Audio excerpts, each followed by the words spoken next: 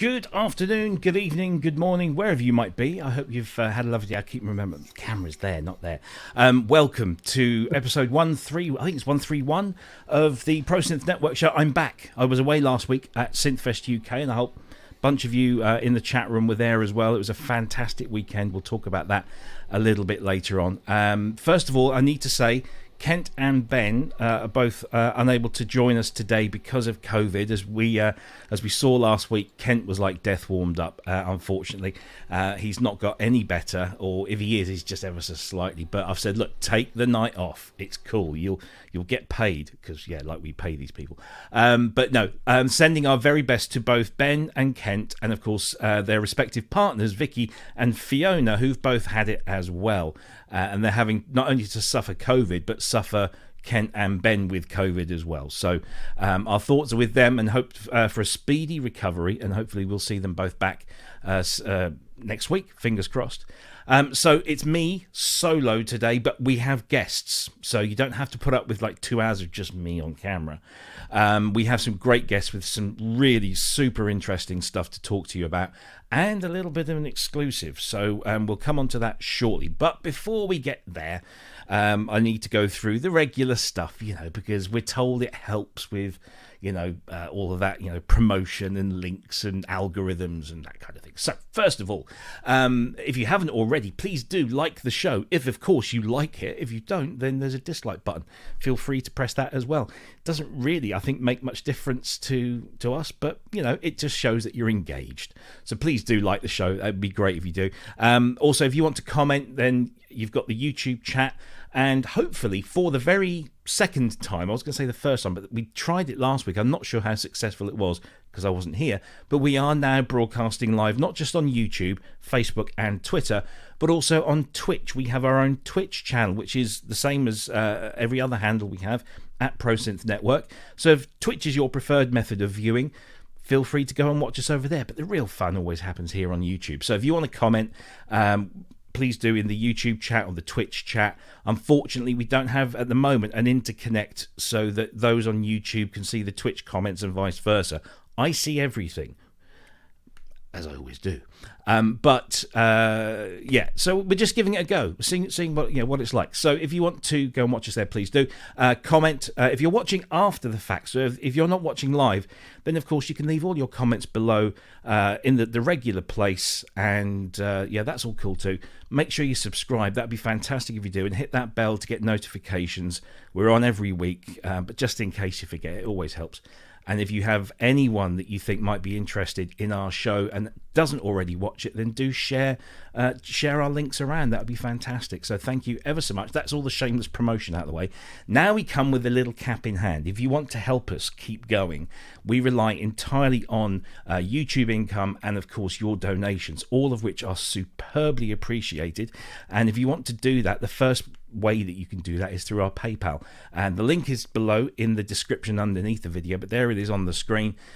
Feel free to leave as little or as much as you like. All of it is gratefully received, and all of it goes into keeping this channel on the air and improving it, and we have big plans for next year. So thank you. Of course, you can also contribute through YouTube chat, the super stickers and the super chat. So if you want to do that, please feel free. It'd be fantastic if you do, and your name comes up with a little banner, and it's all very nice and cute.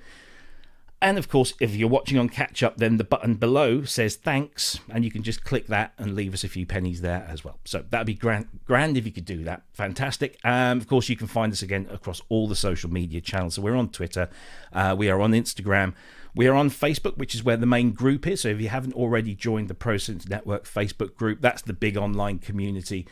Come along, ask to join, just answer a few questions to prove that you're human, and then we'll let you in and you can join in the fun over there. And of course, most of you are watching on YouTube, so you know where to find us there. Now, normally, Ben and Kent do a fantastic job of monitoring the chat and keeping an eye for questions. And we always ask you to just stick a big capital Q in front of it just to make sure that we see it. But there's only me today, so I'm going to be doing a lot of talking with all of these guys that we're going to introduce you in just a moment.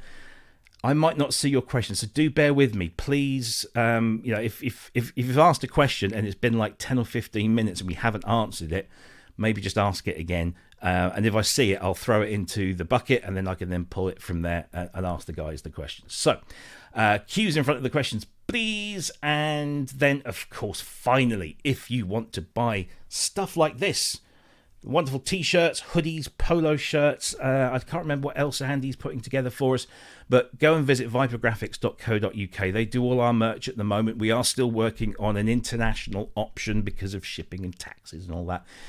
We are looking at some different options, so fingers crossed we'll get those. But at the moment, vipergraphics.co.uk is where you need to go. Right, so as we have been doing a lot more of lately, is we're going to be speaking to our guests for the first half of the show. So if you have anything you want to ask these guys, and I'm sure there's going to be lots of questions because it's super fascinating stuff, get it in the first hour. Second hour, we're going to just be covering some of the news topics. Some of those sort of like a throwback from last week because they didn't, the guys didn't get to talk about it too much. So we'll be looking at those. And also, I must say a massive thank you to Mike Metley, Dr. Mike Metley, who jumped in last minute. He's up to his eyeballs in deadlines for other books, but he jumped in last minute last week and helped Kent out, and we truly appreciate your help, Mike. Thank you ever so much. That is kind of all the formalities out of the way. So before, let's just say hi to everyone in the chat. Thank you ever so much for joining us. Oh, we've had a donation already. Who's this? This is Mark Acker for the Rupert Greenall Future Guest Fund. Yes, at Synthfest last week, I made the acquaintance of Rupert Greenall, keyboard player for The Fix, who are a massive band in the US. Hail from England, never really did it over here, but absolutely huge in America, and had the absolute delight of spending most of the weekend in his company. And yeah, we're going to try and get him on. I don't think he requires paying, but thanks anyway, Mark. That's a really, really generous donation, so thank you ever so much. Hello to everyone else in the chat. All the usuals are there, the regulars, and if you're new to the chat, new to the stream, welcome, and I hope you enjoy. Click that subscribe button. Right, that's enough of that. I need to take a little drink. I didn't come down with COVID, thankfully, because I haven't seen Ben or Kent in person. In fact, they didn't see each other. It was very weird. They live hundreds of miles apart, but both came down with COVID same time, and really, really badly.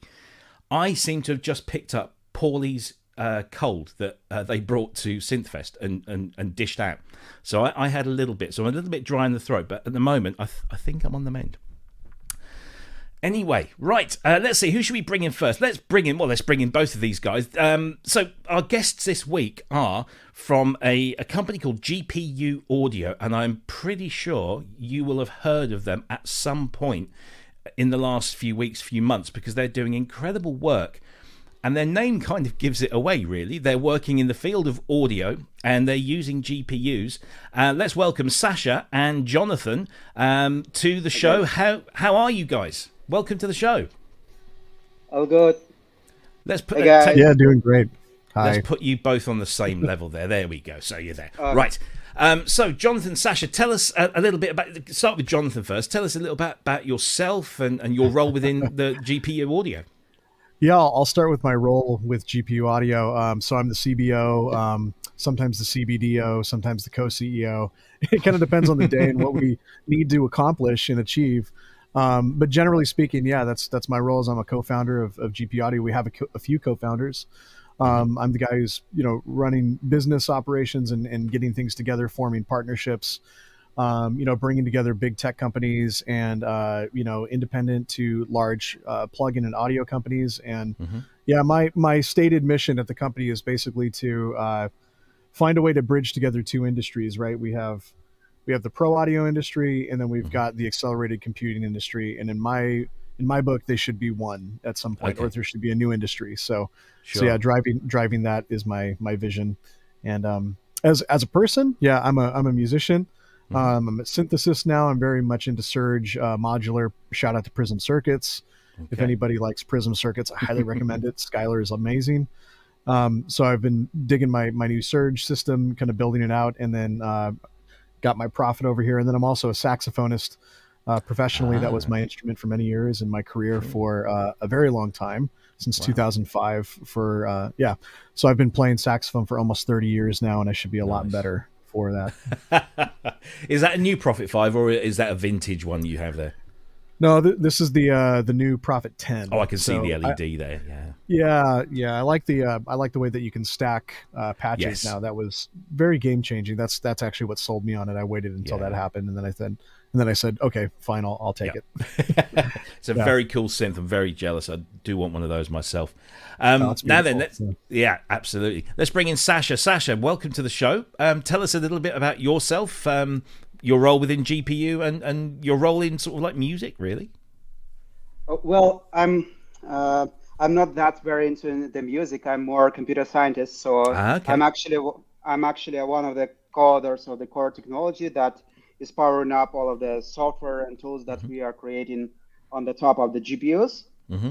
So back in my university degree, I was studied how to transform or how to code anything on GPUs, and the entire research was dedicated how to parallelize algorithms for GPUs, because as you guys know, GPU is a device that has many cores, and when you code it, you basically need to have your algorithms parallelized so you can execute these algorithms simultaneously on all of the cores the GPU has. That's the way you usually have the acceleration, right?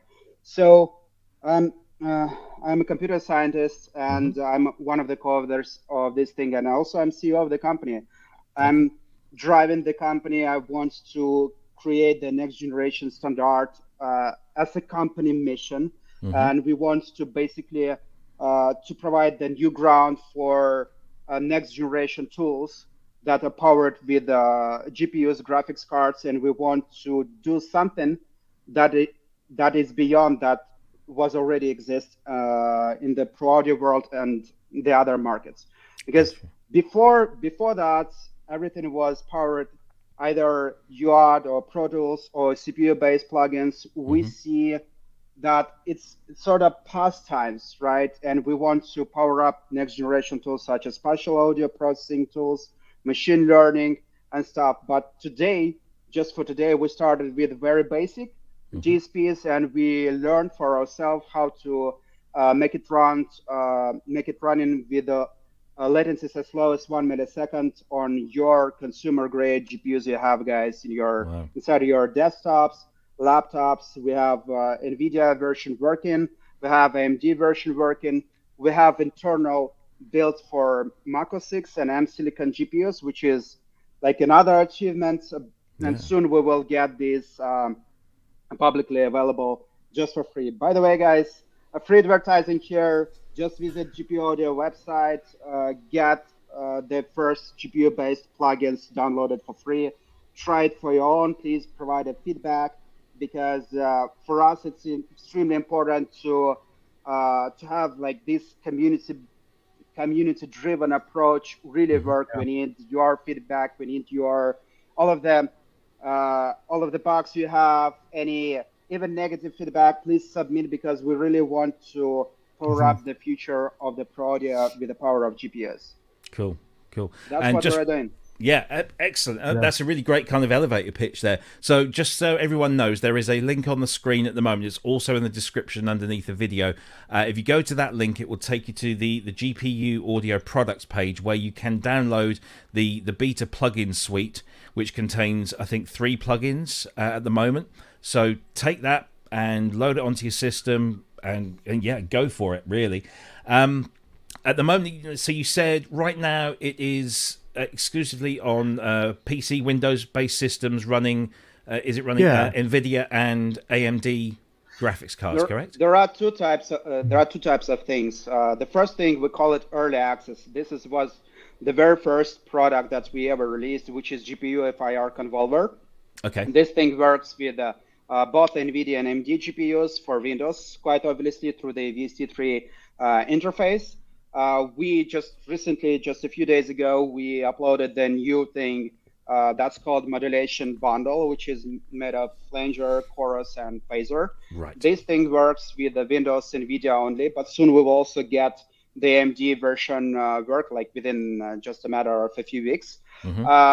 And again, soon in November, we will get the Mac OS 6 version of the early access. And again, it will, you see, it's like rolling ball. We like add in support of new target systems, both hardware, operating system, software. It's really, really complicated to add them all, but we are doing this already at this early stage.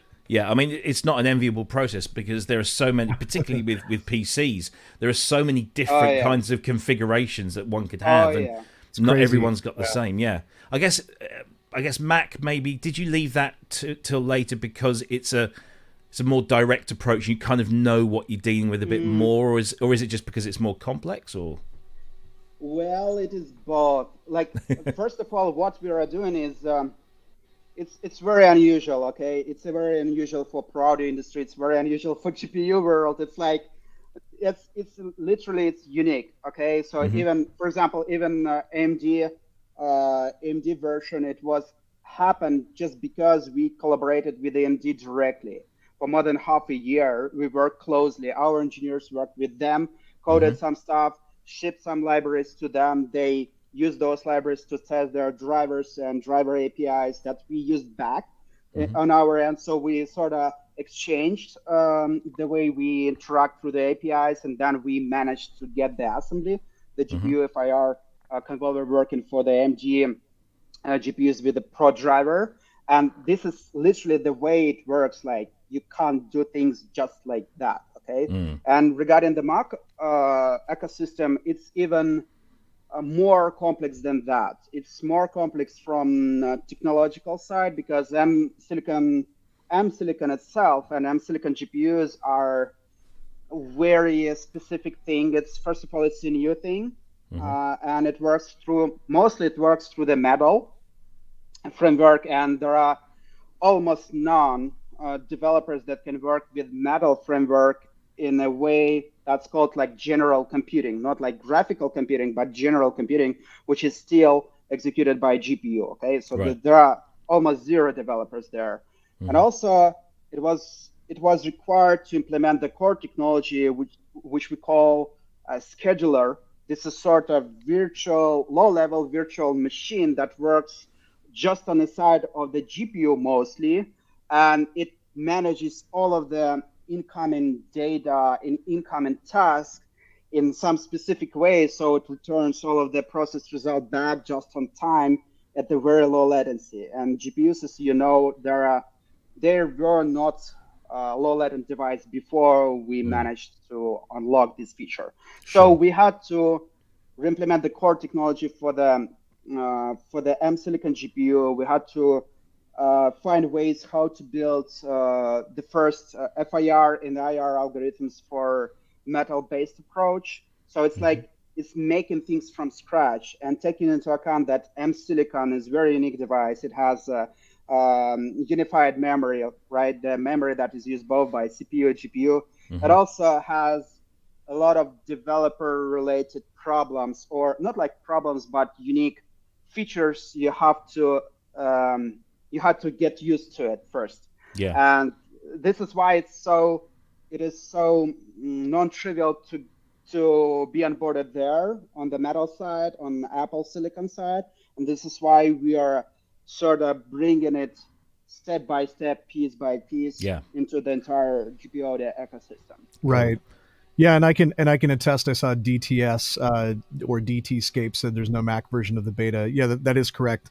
So the Mac versions that we have working right now are all internal, but so I can kind of explain the track really easily for everybody. So we have we basically have two different like roads to market. Okay. And the purpose of this is not just for our own products, but it's to also like set the standard in place so that other companies that are collaborating with us, of which there are many, will be able to also effectively, put their products out into the market. So we have early access, which is sort of like this period that Sasha's talking about, where we're testing all of these features. So all the complicated, framework behind the Mac devices, how we're enabling those, that's going to be rolled out in early access, like next month in November, probably. That's going to be a situation where we're going to ask people to test it. It's like an alpha. It's almost like an open alpha, where people can test it, tell us how bad it is. And then we go back to the drawing board and fix things. And then beta is sort of reserved for products that are actually going to find their way into, a suite of production products that will go to market. sometime in the early stages of 2023. So that's where it goes into beta. So right now, early access is enabled for NVIDIA and AMD. Beta is only enabled for NVIDIA at the moment, but then it will add AMD, and then we'll add Mac OS to or Apple to early access, and then we'll add Apple to beta once it gets out of early access.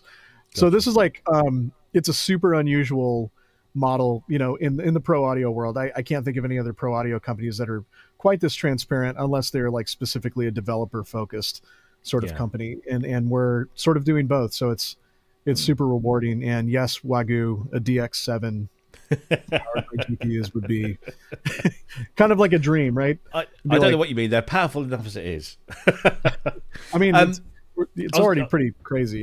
Yeah, absolutely. So the running joke here is that because I'm a big fan of Yamaha DX synths, and particularly the DX7, I always get ribbed for it. So there's always some comment. So I want to ask, are you in this to develop a platform so that other developers can create plugins for that platform, or are you in this for both, creating the platform and the plugins, or is it maybe a combination of the two?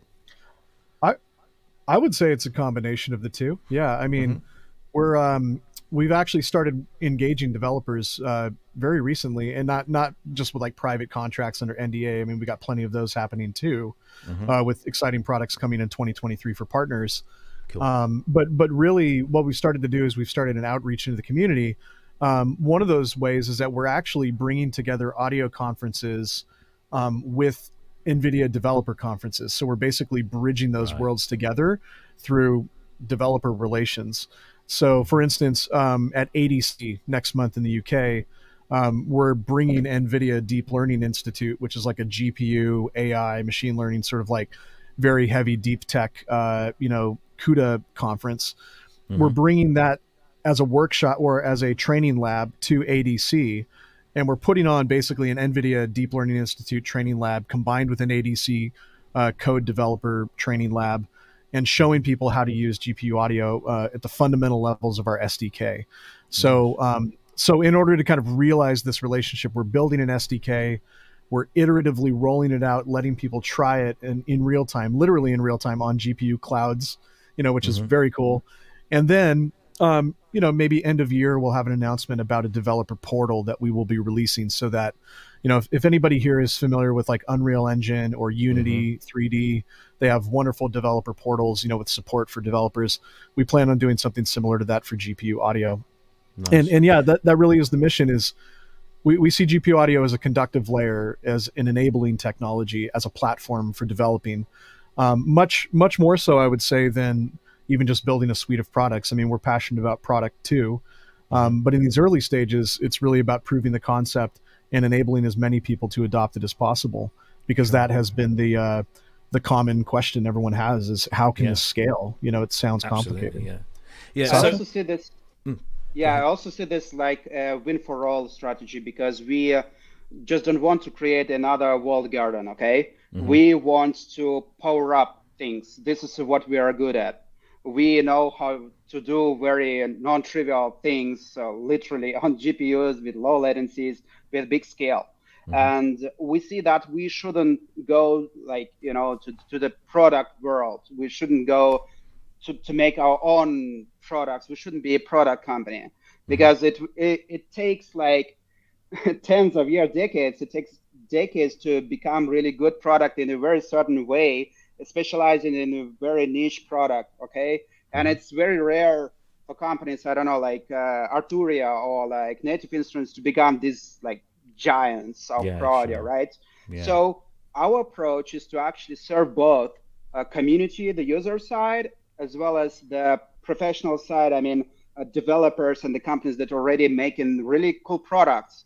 And we want to power up those products that already exist by migrating on GPU audio in case it makes sense, and or we want to power up the next generation tools wherever it makes sense to make it powered by GPUs, for example, spatial audio mixing, adaptive filtering, any kind of stuff that is worth running on GPUs, including synthesizers, surely. But we as a company, we also want to produce, we are passionate by building things. So that's why we are producing our own plugins. And this is sort of proof of concept that we can create plugins, tools, and stuff. These things are working. You can download it. You can have it at your hands. You can try it. And this is both like we are developing our own skills and understanding and GPU audio SDK and the ways we can build something for both worlds, for customers, users, and businesses. And we want to keep it. We just want to make it faster, build more products, GPU audio powered, and we make it serving for everyone. So it's like open thing. We don't want to introduce something crazy. Yeah. Okay, so I'm going to ask a really, hopefully a simple question, and one from a beginner's perspective, because I'm a Mac person, so I haven't been able to try any of this stuff out myself. I don't have a PC that would be suitable. So what I'm going to ask is, as an end user of products powered by your platform, am I going to be looking to install yet another plugin format, or is this something that's going to lie within, say, the DAW, and I just download a plugin in a VST or an audio unit format, but it knows to hook into your platform, behind the scenes, so it'll be invisible to me. It won't just be another plugin. How does that work? Yeah, so basically this is the second option you mentioned. You don't need to install any other format. We call, one of the implementation of the scheduler, this is called GPU audio library. And this is just yet another library that is shipped with any GPU audio powered tool, whether it is a plugin or standalone app or pretty much anything, right? So it has its own ways to bridge with pretty much everything. So today it's just VST3 API. So whenever you run our modulation bundle, you see this just as a VST3 FX chain and all of the plugins you may run there. But it's not necessary to have an FX chain. You can have like GPU FIR convolver just as another one piece, one app, one VST3 plugin run inside your DAW. The same goes for Mac world, and we are going to bridge things through the audio unit API. And this is like the best way to do it because it also works greatly with core audio and stuff. So we are going to provide this way of integration as well. So it's for user, it's a pretty similar way to load any other third-party plugin or tool inside the DAW. Cool. So as an end user, I'm just going to go out and buy a plugin by a manufacturer that's using your technology, install it. It will ask me, do you want to install the VST3 or the audio units? I'll just choose the one. And everything that you're doing is behind the scenes. I don't have to worry about it. But my new plugin is going to my new plugin is going to be working in a much more improved way. Yeah, that's it. Yeah, I think that's the thing that we love to talk about the tech so much that people are like, oh my god, so what do I have to do? Like nothing, just open the app, just click and add the plugin like everything else. It's just where the destination of where the power is coming from is now changed. Sure. That's basically it. It's like you get in a Tesla and you turn it on and you drive, right? Yeah. It's not just happens to be different in the background. So all of this will happen, all of this integration with your platform will happen at the plugin developer level rather than the DAW developer level. So, people like Steinberg and Ableton and Logic and all that, will they have to build in some kind of support for your products at all? We would like them to. First of all, this is an incredibly good question because it pops up a lot of engineering problems most of the developers have currently. And the VST3 and audio unit standard is more or less fine, but VST3 standard, it has its own issues and lack of support of ways to run things like we do it for GPU.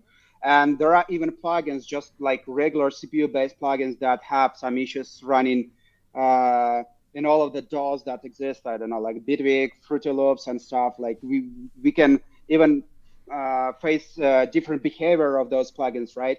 And that's something that is happening for like more than a decade. And certainly we look for any collaboration with the DAW makers or standard makers like Steinberg and the other guys Mm-hmm. in order to make GPU audio plugins running natively. I would say, like, still VST3 stuff, but we need to tune a very little thing in order to unlock the entire potential of GPUs. Because, like, today, like GPU FIR, okay, there's a good example of GPU FIR convolver. We can run like thousands of channel easily on RTX 3060, or sorry, 3070 or 3080, something like that, on your consumer grade GPU and embedded in your, like, let's say, laptop. We can run it without VST3.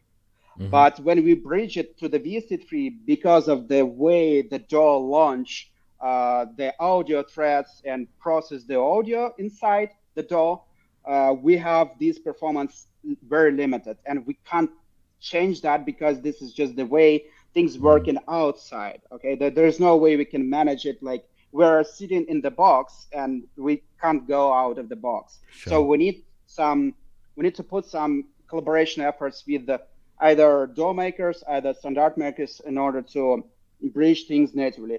But I believe, like, there are certain ways how we can probably avoid those problems as we go. For example, by providing AX standard, because AX standard is a standard that naturally, organically inherits the way it communicates with the external device, which is Pro Tools HDX, right? Yeah. So it works asynchronously. It already offloads your CPU, so they have it implemented. So that's why we don't have AX working today, but we will get it soon. Once we will get it, I believe the performance will be way higher than in the VST3 model. The same goes for audio unit. It's way And better. clap. Yeah. Design and clap. Yeah, of course, So yeah. we believe that for the end user, there will be a day when we will provide like a fully unlocked experience. So it's just the matter of supporting us, guys. We don't need your money. We need your feedback. We need you spreading the word. Spreading the word today. This is the only thing we need. Like, please post about us on Instagram, Facebook, pretty much everywhere. This is free real estate, like you mentioned at the man. So it's everyone for free. We need your feedback, guys. Yeah. The way I think of it is, I was just talking to like our marketing team this morning, and it's like, hey, look, guys, we're not trying to sell any products right now. You know what I mean? I mean, what we're trying to do is we're trying to build a culture and a movement of people that, like, really understand what the possibilities are. And I saw some good questions in the chat that sort of allude to this, right? I'm seeing tons of questions and I'm trying to make note of them. People are asking like Ben Q is asking, plugin market is very saturated. Yes, absolutely. What's the value add prospect for developers? Will it be affordable and accessible? And then somebody else was asking, I think Grace Griffin was asking, any speculation about the direction of innovation as opposed to, improving things, right? That the technology might open up for developers. And that really is sort of the big conversation, right? So it's like, I look at this in terms of, there's a story right now. The story is that, GPU audio, and this addresses another question too. This was not really possible in the past for a bunch of computer science issues. There were limitations both on the GPU side and even more so on the plugin side, right? There was a lot of limitations. The timing just happened to have linked up just right to basically make this happen on modern GPUs. And then also what Sasha mentioned at the beginning of the talk about scheduler. There's some foundational technology that we built that makes this now possible and makes it possible to developers. So yeah, the value add prospect really is, it's not just that you're able to offload, some of your current processes onto the GPU, right? But it's also that it powers up like a whole future. I mean, most of the companies that are working with us right now are developing, AI, machine learning, spatial audio solutions. There's people talking about embedded hardware. There's sort of like a gamut of demands that the pro audio industry has, right? In order for them to be able to stand up to the future of what people want from content, virtual reality, metaverse, whatever your opinions are on all of that stuff. I think what is true is that there's a ton of money invested in those worlds. and there is no real good processing standard for that from the audio side. And this is based on, years of research and talking with these companies in XR from audio. And, even NVIDIA did not have what we have. And that's why they came to us and said, hey, we want you to join us basically in some sort of a partnership to see where we can go with this, to see how we can further develop this from their machine learning side to just, general audio stuff. So yeah, hopefully that helps address the questions, Ben and Grace and everybody. There's definitely a bigger in my mind as a business guy, to me, it's very much more about the future of where it's going rather than can we power up a compressor or can we power up a reverb, right? Like we said, these are more like proofs of concept. It's showing that the foundation is there. Yeah. And now we're signing people up to build real true next gen tools that are experts at those particular, skill sets and worlds. Yeah. Cool. I'll throw it back to you. Yeah. So you mentioned the modern GPU, and of course graphics cards and GPUs have come on leaps and bounds and continue to do so. Matt Evans had a question in the chat about limitations of the age of the GPU. So I guess there's going to be a point at which you can only go back so far in terms of card technology. So there's going to be a baseline that says anything built before this just ain't going to cut it. So what is that roughly, to give people an idea of what they're looking at? Yeah. So there's one way to check it actually. So we have an installer, and in the installer we just list all of the compatible GPUs, or at least that we tested. The general ruling is as follows. We support GPUs that are based on PCI Express 3.0 plus and newer generations. So it is NVIDIA GTX 900, 1000, 2000, and 3000, and 4000 right now. So yeah, we support them all theoretically, but there might be some software middleware issues such as driver support, that kind of stuff that are not part of our solution. So for example, I saw some messages and people confirmed that it works on GTX 965 or something, like it worked there. But we can't guarantee that it may work with 930 or any other old device. The same goes for AMD. The AMD, they have the Pro driver thing, and the problem is that list of currently compatible devices that supports this Pro driver, as well as middleware that we use internally, which is called AMD HIP library. You can have it. You can find it once you install this Pro driver thing.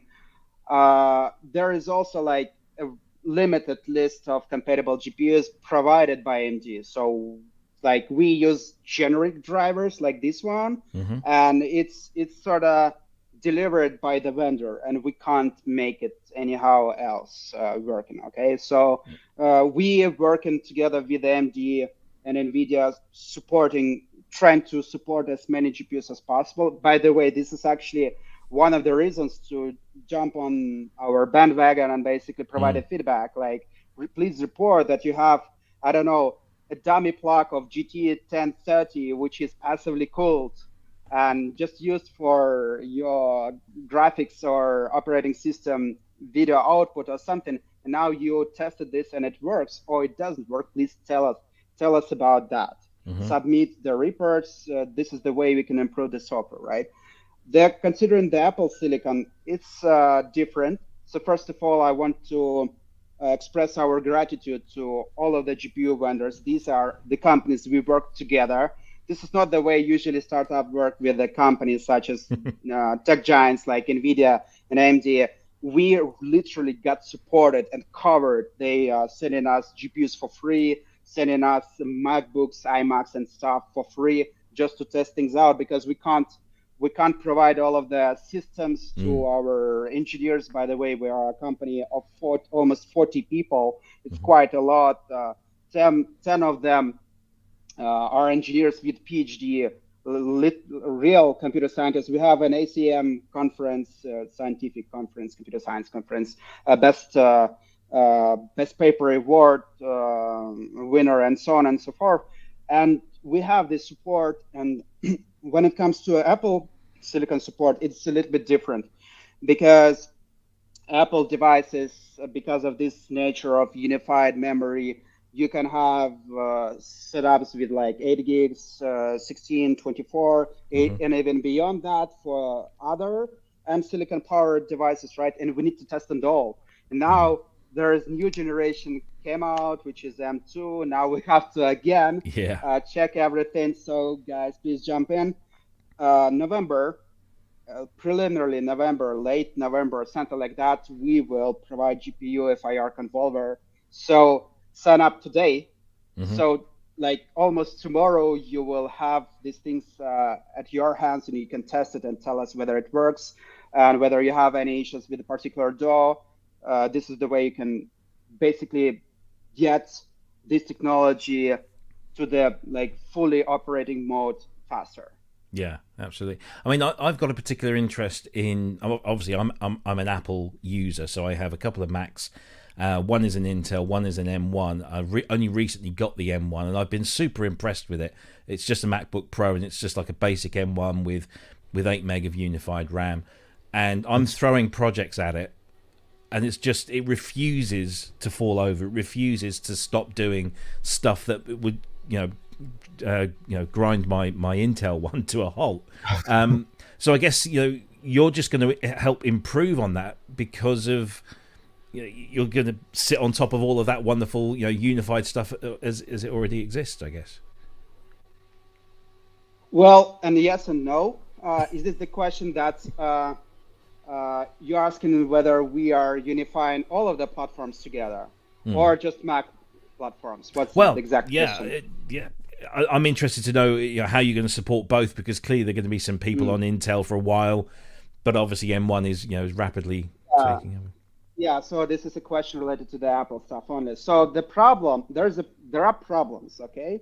And we are sort of a company that's solving the problems, and we are not creating the problems. Sure. And we are really good at it. And the problem with all the Macs is that the driver support for the new Mac OS 6 operating system versions were discontinued, maybe by Apple, maybe together by Apple and AMD and NVIDIA. Depends on generation, right? Yeah, because NVIDIA GPUs were supported through the Thunderbolt connection, and you could have some external GPU case back in 2019. You could put like RTX 30 something into there. You could have really nice experience in gaming back in the days, right?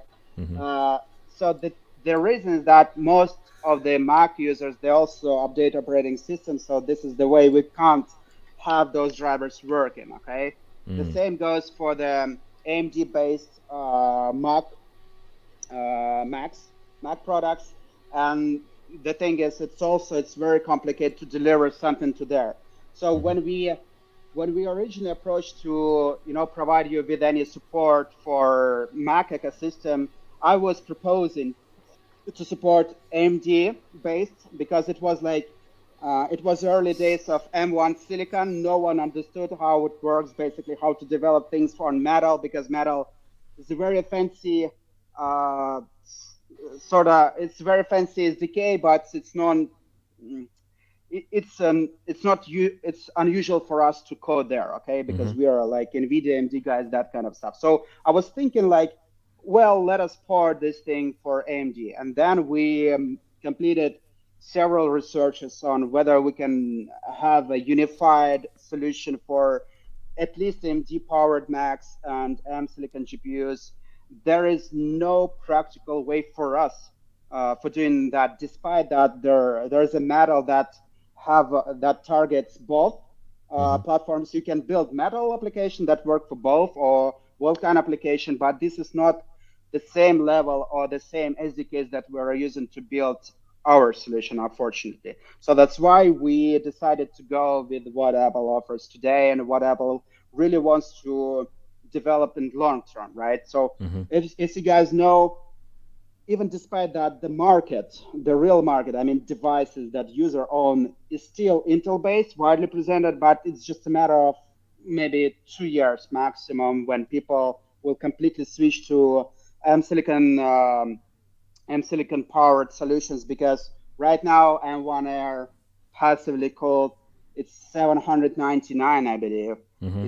It's just nothing. I don't know. Like, if you are professional guys that you're earning money by creating something, I think that you can definitely afford this setup. Or if you are willing to do something else and you want to power up with powerful Mac, there's like even a Mac Ultra with a 64 cores, I guess, or 128. I'm not sure how many of those GPU cores are available, but it's quite decent amount of power. And what we got for today, we got very close numbers for basic M1 MacBook Pros, basic versions, very relative to RTX 2060.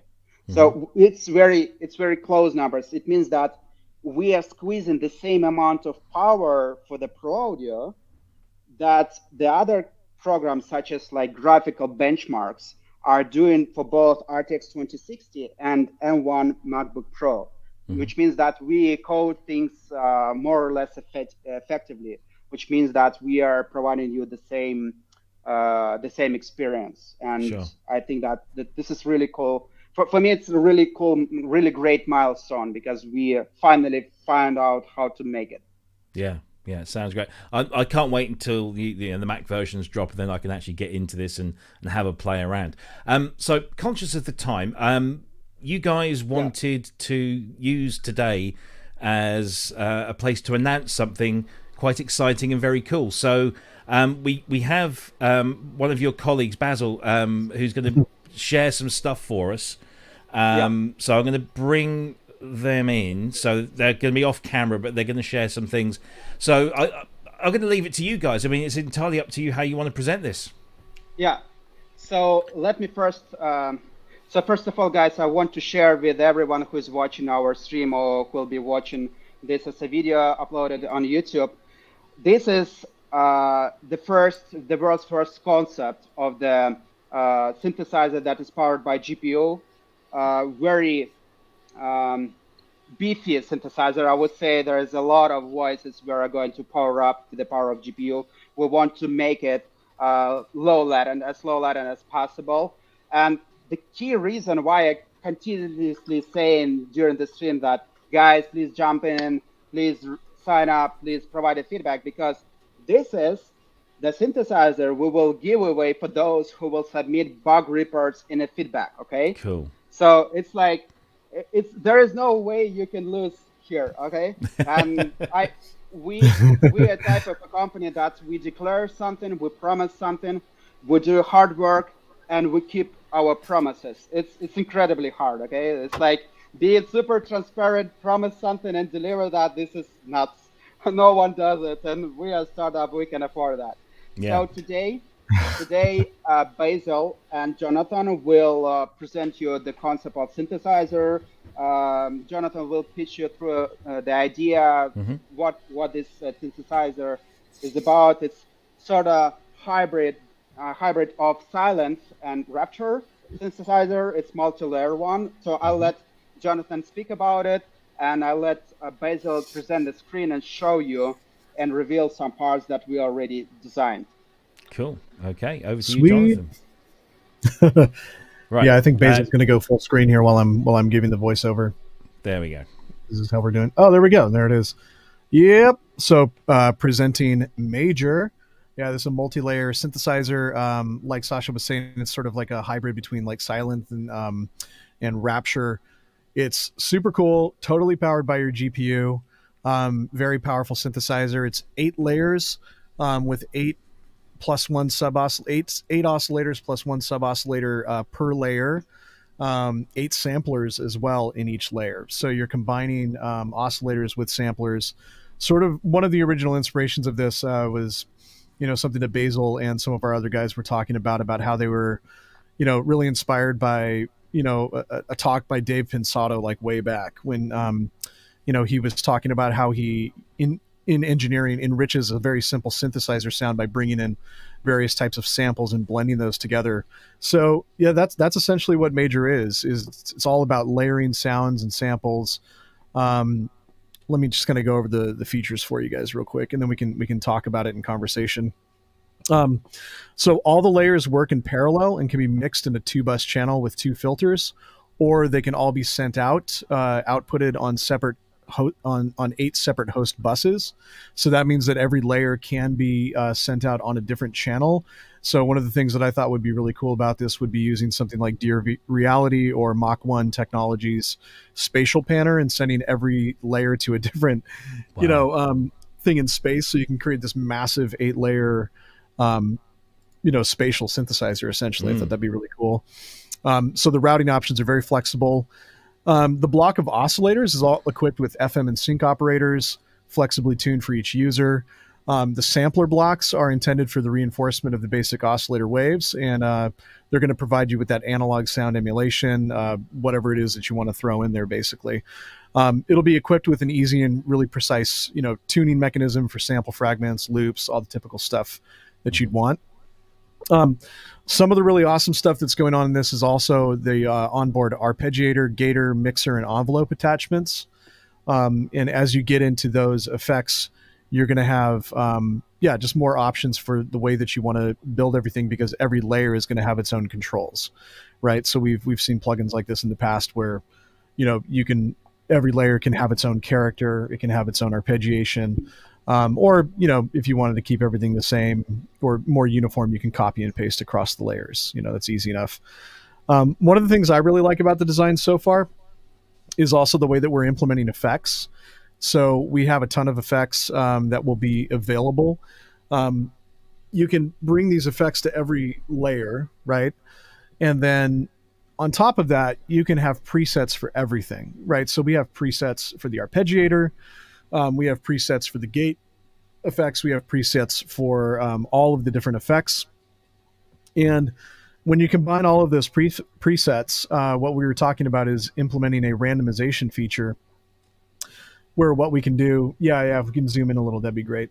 What we'll be able to do is basically generate new synthesizer instruments, pretty much instantly, because when you're randomizing so many different parameters from effects to modulation settings and stuff like that, you really do get some incredible options. Let's see. I'm kind of looking at all my notes here. I took a bunch of notes because I was like, let's try to give you guys all the cool shit. So on the wave side, it's 5. We're starting out with 5 standard waveforms. Square, saw, sine, white noise, and triangle. That's a lot of flexibility there. The operators are really cool. I think I mentioned those already. The operators are going to give more flexibility again when it comes to sound designing. So the way that I would probably use this synth is, frankly, I would probably start with samples. That's just kind of how I personally do it, and I've got a lot of really wild, interesting samples that I'd like to bring in here. That's basically Major in a nutshell. You got any questions about it?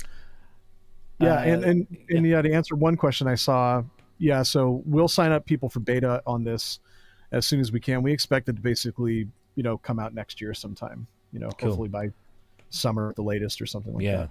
Yeah. For a start, a lot of people, lots of great feedback coming in through the chat. A lot of people saying it looks great. You've got a great, GUI design going on there as well, which is fantastic. When do you think we might be able to hear this in action? In some sort of demo form, or before the beta hits? Sasha, what do you think? Yeah, so it's a little bit hard question as always, because we have lots of things that only we are doing, not no one interested, just saying we are the only company who does it, okay? So we have really, really complex roadmap, because we want to roll out our own products, we want to roll out partner products, we want to roll out more platform support, right? And API support. This is crazy, no one does it. So regarding the Major synthesizer, I wish we can ship something by next summer, but the prototypes might be faster than that, maybe even spring 2023. So right now it's sort of 95 to 99% complete concept. We want just to get through your feedback. By the way, guys, share your feedback in the comments to this video. what do you guys think about this major synthesizer, whether you want some really cool feature to add here. For example, just 2 hours before that, we had a chat together with Jonathan, Basil, and Eugene, the guys that designed this thing. And Jonathan proposed a randomize button, so you can have your presets loading for all of the active layers randomized. So every single time you click it, you can have a completely new sound created, and you can have it just as you go, and you can just craft a very new thing just like by click on this button. So this is a feature that was requested by Jonathan that is not here in the consent, and I personally think this is really cool one. Yeah. So if you have any other ideas, anything you want to share, for example, I had an idea that the preset library shall, like the presets itself shall be done through the JSON thing.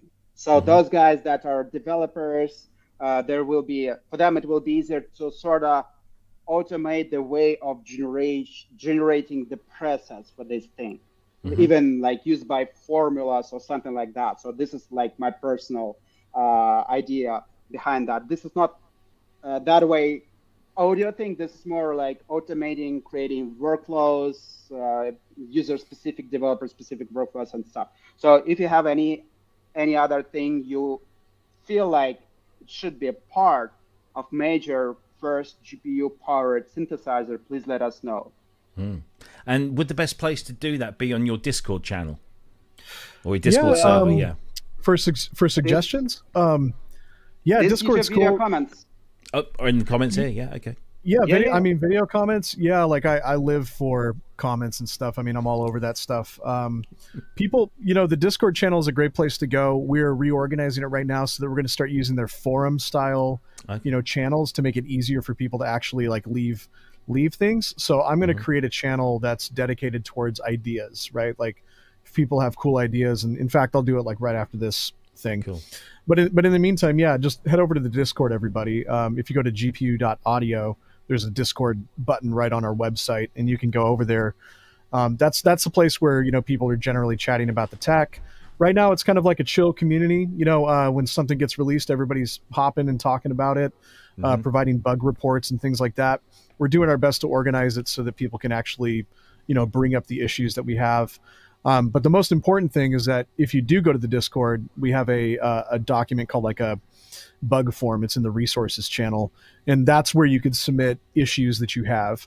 But as far as ideas go, you could always just email me, just jonathan@braingens.com. Those ideas usually get through. I have a special inbox that I put everything in, when people email me.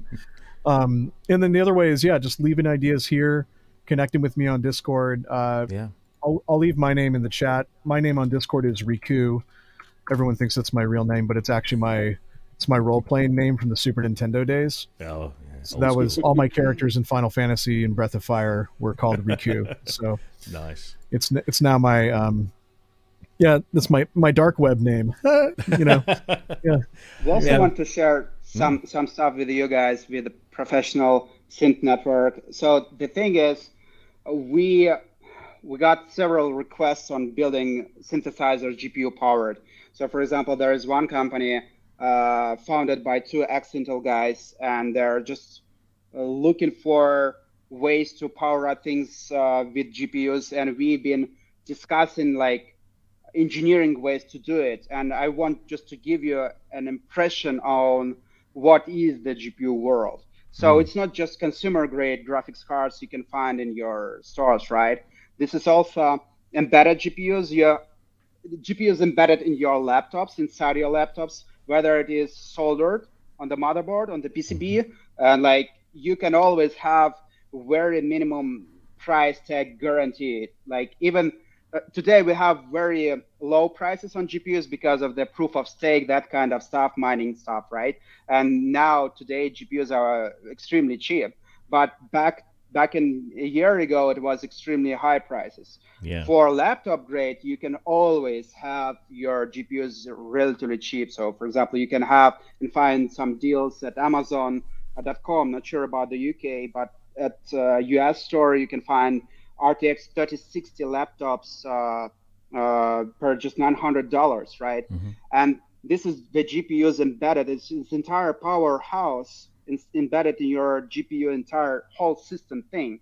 But GPUs are not just desktop GPUs and laptop GPUs. This is more than that. So for those who are interested, what else can be done with GPUs, like on a hardware side, there are MXM form factor GPUs. Those are typically embedded again in laptops or any other devices. So this is very fixed form factor, this size of PCB. It has a TDP and power consumption limited thing. So even RTX 3080 has 100 Max Q design. It has, or Max P design. It has a 100-watt power consumption limit, so even below than that. But it also provides a lot of computing power, and this is this type of device you can embed in your device in case you want to create some U box thing, and this box will power up, I don't know, crazy thing, I don't know, like virtual production, sound editing stuff inside a box. Just saying. Also, NVIDIA and AMD and the other GPU companies, including Intel right now, they also have the other GPUs that are typically used for various workflows, computing workflows, such as machine learning and stuff. They have specific made GPUs with double precision units only, like data center grade GPUs. They have embedded GPUs that have power consumption limited by 15 or 25 watt, like this size, like Jetson Nano and the Xavier and the other GPUs, and they are relatively cheap. And in case you want to build your own synth that is incredibly powerful, that is powered by ARM and GPU embedded into ARM Totally possible system by Linux, it's just no brainer. Okay, so for you guys, for developers on the synthesizer, it's definitely worth checking what's going on there. Yeah, sounds fascinating.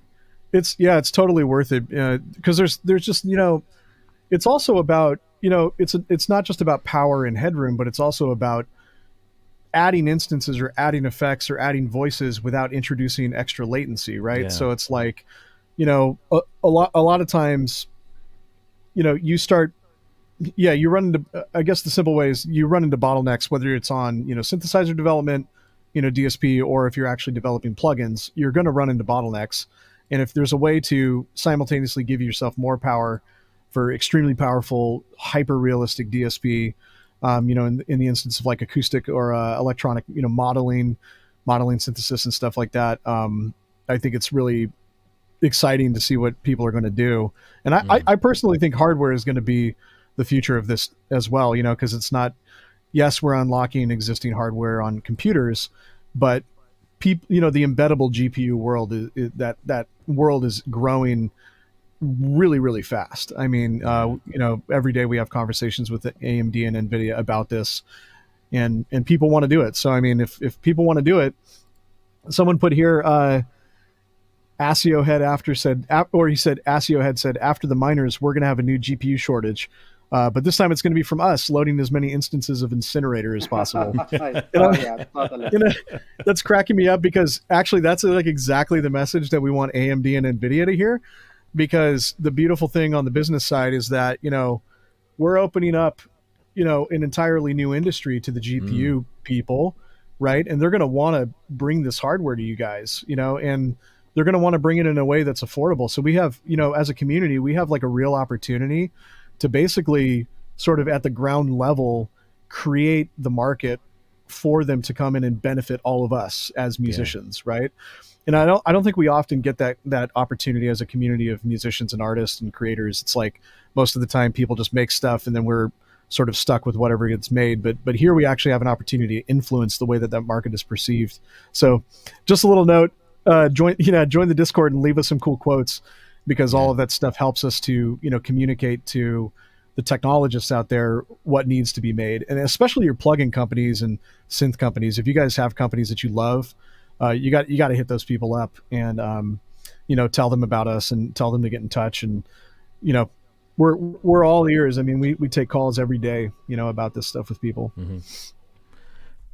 I mean, this is just brilliant. It really is, and thank you guys for your time and your enthusiasm and sharing all of this stuff, and particularly with sharing Major, which looks exciting. And of course, the next thing we need to know is how does it sound as good as it looks, and I'm pretty sure it does. So fingers crossed, we'll hear that very soon. If people want to get on board with this, the link is scrolling across the bottom of the screen. If you want to click on it right now, it's in the description below the video in YouTube, and we'll be posting this on on our various places. So it's basically gp.audio/ProSynth Network. That will take you to the beta suite sign up page. You go in there and do your stuff, and you can also find the link to the Discord in there as well, so you can contribute all of your thoughts and comments. Sorry, yeah, go ahead. If I could add one thing, when you guys make an account, you could just log in however you want to log in. You will also find the early access reverb. It's still there. It's not on the product page right now. We have to change that and put it back up, but it's still available. So that is available for AMD and NVIDIA platforms, and you'll see that in your portal. So once you create an account, just click your name, and you'll see all the products that are available for download. Awesome stuff. Is anybody coming to that synth? Is it Synthplex in a couple weeks in that's LA? in Burbank, isn't it? Yeah. Yeah. If anybody in the chat's coming to that, I'm thinking about stopping by. Rob, are you going to be there?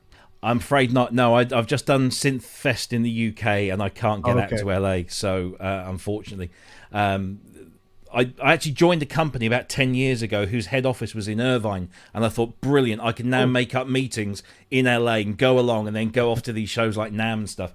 And then about 6 months after I joined, they moved everything to Austin. Yeah. Makes sense. No, unfortunately, I can't, tax breaks and all that, apparently. So I can't do that. But I do know, I think Dina Perlman of the Alan R. Perlman Foundation, she was at Synthfest, and I believe she's going up there as well. So I'm sure a lot of the guys from California, you've got Andy Synth Addict. He's just said he's going to nice there. So he's a really smart guy. So I'm sure he'll come and see you. I think maybe Manny Fernandez, the FM programming legend, is probably going to be there as well. So we shall put the word out. But Synthplex is it's a couple of weeks from now, isn't it? Yeah, we're not presenting anything. We'll just be hanging out, But cool. Just dropping in because we're so close by. Yeah. Yeah, absolutely. Well, thank you very much, Rob. No, it's been an absolute pleasure, and please do let us know when you've got something else to share, and we'd love to have you back on. Even if you can't make it, just give us the information. We'll share it as much as we can, because we want to get behind, these wonderful kind of ideas as much as we can, and help out wherever we can. So fantastic. Are you guys going to head off now, or do you want to stick around for the news? Because we're just going to go through a few topics. It's entirely up to you. What do we got going on, Sasha? I think we have to have a talk after this time. Yeah, but I'm going to hop off, but I think that you may continue just for a while, just to discuss a very few things. Sure. I can hang out for like 20 minutes if you want my terrible opinions. There is on actually one thing that I do want to ask you about, but we'll come to that in just a moment. Sasha, thank you ever so much. Thanks, Rob. An absolute pleasure to meet you. And likewise. The very best of luck with everything. And may your enthusiasm pay off, because it certainly is there in bucket loads. So thank you ever so much. Okay. Thanks, Rob. Cheers. Thanks, thank you, everyone. And best wishes to all of the audience in YouTube. Bye-bye. Thanks, Sasha. Bye-bye. See you. Excellent. There we go. Oh, that's fantastic. So, let's do some news. Well, because you're going to stick around for about 20 minutes. There's one thing I want to ask you about, because you said in your intro that you were a saxophonist, or are a saxophonist, should I say? Yeah. So okay. Do you want me to talk about it, or what? Yeah. Well, just tell us a little bit while I just call up the screen. Yeah. Tell us a little about your sax history. Sure. Your sax life, even. Oh my God. Yeah. So my sax life. Married sax. There's so many good jokes. Oh yeah. It just never. I had a friend whose email address was Sax Education, and he got away with that at like a Christian school. It was really brilliant, because he was teaching history at like a Bible college or something. Anyways, so I started playing saxophone at the tender age of 6 o'clock. 6 o'clock. Sorry, I'm laughing because I saw a comment. Yeah, I started playing saxophone when I was 6 years old, and there was a guy performing in my dad's garage, because my dad had a small studio in his garage. And yeah, that was it. You know, I walked out there, asked him to teach me how to play. My dad said I was too young. And then this gentleman named Rich Cole, he said, hold out your arms. So I held my arms out, and he said, yeah, I think they're long enough. I think you can hold the saxophone. So I think he just wanted to get paid, you know, because we paid him for lessons. But at the end of the day, it was a really rewarding situation because I got to play. And, you know, most of my life, I actually wanted to be an animator and a video game designer. And but I continued to play. And then by the end of high school, I realized I'm a lot better at saxophone than I am at drawing. So I went to college for it. I ended up doing a bachelor's and a master's in saxophone. Wow. And then I was a saxophone, like a touring masterclass clinician and artist. And then I also taught university for about 11 years as a saxophone, you know, in improvisational studies professor. So you know your sax. You really do. yeah. It's a complex instrument, man. It's not, you know, it's easy to make a sound, but it's really hard to make a sound good. I think that's what we like to tell people. Well, I had a friend at high school. Sadly, he's no longer with us, but he, because you know, we were high school in the 80s, and so you know there was all of those classic tracks with saxophone. You know, Glenn Frey, Heat Is On, Baker Street. You know, all those brilliant, you know, sax lines in great rock and pop songs, and he just wanted to play it. He eventually got hold of one, and he could play like really basic stuff, but you know that kind of fluency, that performance just eluded him. And he said, "No, I can't do it as much as I like it." Thankfully, he never got into Kenny G. But I had a friend who was obsessed with Kenny G, and it's a thing, man. It's like a cult. It is. So the reason that I've got Jonathan to tell us all about his saxophony, if that's a word, is because our friends over at AcousticSamples, who are a company that we talk about and rave about a lot, have just developed their next batch of V-horns. Now, you might remember that V-horns launched with the brass ensemble, which is a trumpet, a flugelhorn, and a trombone. Now they're doing saxophones, and can we listen to this? I'm just going to put this on. It's about 4 minutes, but we'll only play the first few and just kind of get some examples, and then So here are. This is V-horn saxophones by AcousticSamples, and this is Arnaud talking about them. Hi, and welcome to this special video showcasing our latest innovation, V-horns saxophones. It's a revolutionary VST instrument with unparalleled depth and nuance, all the while being dead simple to use. Let's pit it up against a real saxophone player.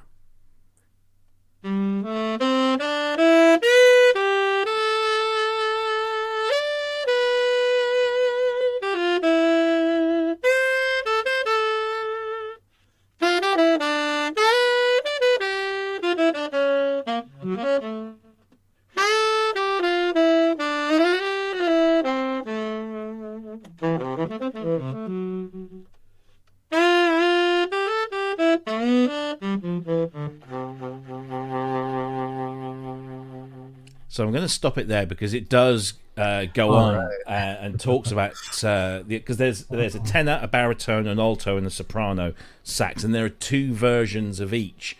One more suited to jazz than the other, I believe, is the distinction there. So basically, getting 8 saxophones, and this uses their unique kind of sampling and physical modeling technology. So they're relatively small footprint in terms of how much space they're going to take up on your hard drive. But that whole physical modeling thing gives them the nuance and control. Now, I don't play saxophone. What are they modeling? Like, what part of the instrument are they modeling? Because that's a this good is question. like there's a whole pedagogy around how to create a good saxophone sound. Like where the sound begins at the mouthpiece. With the embouchure and the embouchure. I mean, there's this classic video on the internet. It must have been like 15 years ago now or something, of a Japanese robot that was like an embouchure robot, and it was like this. Oh yes, it's like a mouth, and it's like it's like a mouth emulating how it squeezes on the reed and like puts the pressure and then blows. Yeah, and it was a really interesting exercise because it was physical modeling with robotics. I mean, that's a really cool video. So I'm really curious though, because in that video they use robotics to emulate, like a mouth, right, and then diaphragm and lungs and all this stuff. So I'm very curious what V-horns is doing here, because So yeah, it really sounds realistic. I don't claim to know exactly how they do it, but they use the samples as the sound sources, and then they use the modeling to essentially model those techniques, that you were talking about, like subtoning or like I mean, there's they make the interface like really, really simple. So the straight up, you've just got these three controls. So the amount of breath going through, the amount of, let me just bring some of these images up so we can see them a little closer. So the amount of pressure that you put on the reed to get that, again, technical term evades me. And then of course there's a third control here, which is for like the reverb, so the amount of reverb that you've got in there. So you've got like instant kind of like playability. Now I say I'm not a saxophone player, I'm barely a keyboard player, but I just the other day plugged it in and mapped two sliders on my KX88 to the vibrato and the breath, and I was just playing, and it's one of those things. If an instrument can make me sound like I'm somehow knowing what I'm doing and actually right. And it did. It's just anything that makes me look a bit better than I actually am, I'm going to love. And it did. But the other thing is that you can get right into lots of detail. So first of all, there's the mix screen, which allows you to choose your microphone sources and how it's blending. And then there's some EQ in there and some other bits and bobs. I see. And reverb. But the real technicals. So they have a virtual space thing as well. So you can actually change the mic types and then place your saxophonist in any one of those positions, and it will automatically kind of pan to and you could increase the width and everything. It makes such a huge difference because people don't realize this, but like let's do a survey real quick. Everybody in the chat, where do you think the sound comes out of the saxophone? Do you think it comes out of the like what part of the instrument do you think it comes out of? I'm just curious to see what people's first reaction is. Well, because it might not be what you think, actually. Well, yeah, I'm just going to say it comes out of the end where the bell is, I suppose. Nah, Grace has got it. Grace is the genius. Yeah, it comes out of the keys first. She is. Wow. It comes out of the keys first. So it's interesting because the bell is like I can put my hand over the bell on my tenor sax, which a tenor is like 7.5 feet long or something if you stretch it out and unbend it. And you put your hand over the bell and you still hear the instrument, right? The bell is like a resonance chamber. But the sound of the instrument is in the mouthpiece and in the neck of the horn, and that's where the vast majority of the pedagogy comes in with like how you play it. But the sound starts to come out of the top stack of keys, then it comes down to the other keys, and then there's also like latent sound, like Ben is saying, it comes out from everywhere, and he's technically right. The body itself of the instrument resonates, right? And the way that instrument resonates in space and the distance from the microphone drastically changes the tonality of the instrument too. So saxophone synthesis is like incredibly complicated in my mind, and I've never felt like there was a good one in the past. Oh, did Grace cheat? She's mic'd up a lot of saxes. She's mic'd a lot of saxes. Yeah, okay. Grace is a prolific sound engineer. She's fantastic. So yeah. I imagine, sax, I mean, for most of my albums, I literally just hired guys specifically that knew how to mic saxes. This is like a thing in the sax world. They're like, does your engineer know how to mic horns? Do they know how to mic saxes? But yeah, this is fascinating, Rob. Thanks for sharing it with me. No, I mean, Arno does some amazing work, and the prices he charges are just, in my opinion, far too small for the quality. You would expect to pay a lot more for this stuff. It's just incredible. You know what would be really interesting to me is if he leveraged something like machine learning to create and map some sort of understanding of models, of modeling the sound based on famous players. Because that's really the struggle with this with me. My struggle with saxophone synthesis, if it could even be its own genre, is really that like it's not just the complexity of the instrument itself, of like, the way that the instrument functions, but it's also dependent upon the physical characteristics of the player, right? So like the size of their mouth, size of their soft palate, the distance from the mouthpiece. So everybody has a different, like it's pretty well known fact that like if you look at the waveform of a saxophone, it's fairly complex, similar to the waveform of a human voice is. So because of that, vibrato. Oh, so cool. Yeah, and vibrato, there's like so many different schools of vibrato. Are you doing it using your diaphragm? Or are you doing it with your jaw? Like, are you doing some other weird thing that you're not supposed to do? Also, are you double lipping the reed? Is your lip coming over your teeth on top or not? That makes a big difference in the resonance. But yeah, back to what I was saying. I think it would be really interesting to me to see if these parameters could be manipulated in a way that mimics the tonality of like certain famous players, because that sample that you played for me sounded a little bit like, there's like a little bit of Joshua Redman in there. There's a little bit of Ben Webster, maybe like a sliver of Dexter Gordon or something like that, in that sound. But it depends on where, right? So the difficulty is like the low register. A lot of times people will do a thing called subtoning, where you basically are backing off on the reed so that the reed is vibrating to its maximal amount, and you're just letting like massive amounts of air travel over without increasing volume. Okay. So techniques like that sound different. Anyways, I'm going down the rabbit hole, I think. No, it's fascinating. It is fascinating. I mean, it's one of those instruments that I think everybody loves the saxophone. I don't know anybody that doesn't like a good sax part. And to be able to now, sorry. No, I was saying, to be able to have this at my fingertips, and it makes me sound like I kind of know what I'm doing. It's just great. I think it's great. Yeah, I think the idea, of accelerating, and not to go back to GPU audio. Yeah, I won't do that. But I think in general, like accelerating the opportunities that musicians have to make convincing sounding, instruments is. I think that's a really exciting opportunity. I love physical modeling synthesis. Cuckoo, the synthesist, Andres Palaiologos, Cuckoo. Yeah. He's a friend of mine, and he used to stay with me during the NAMM show back like right before COVID happened, and he was really into physical modeling synthesis, and he got me into that really because I was sort of ignoring it for many years. But yeah, I just it's a fine balance though, because I feel like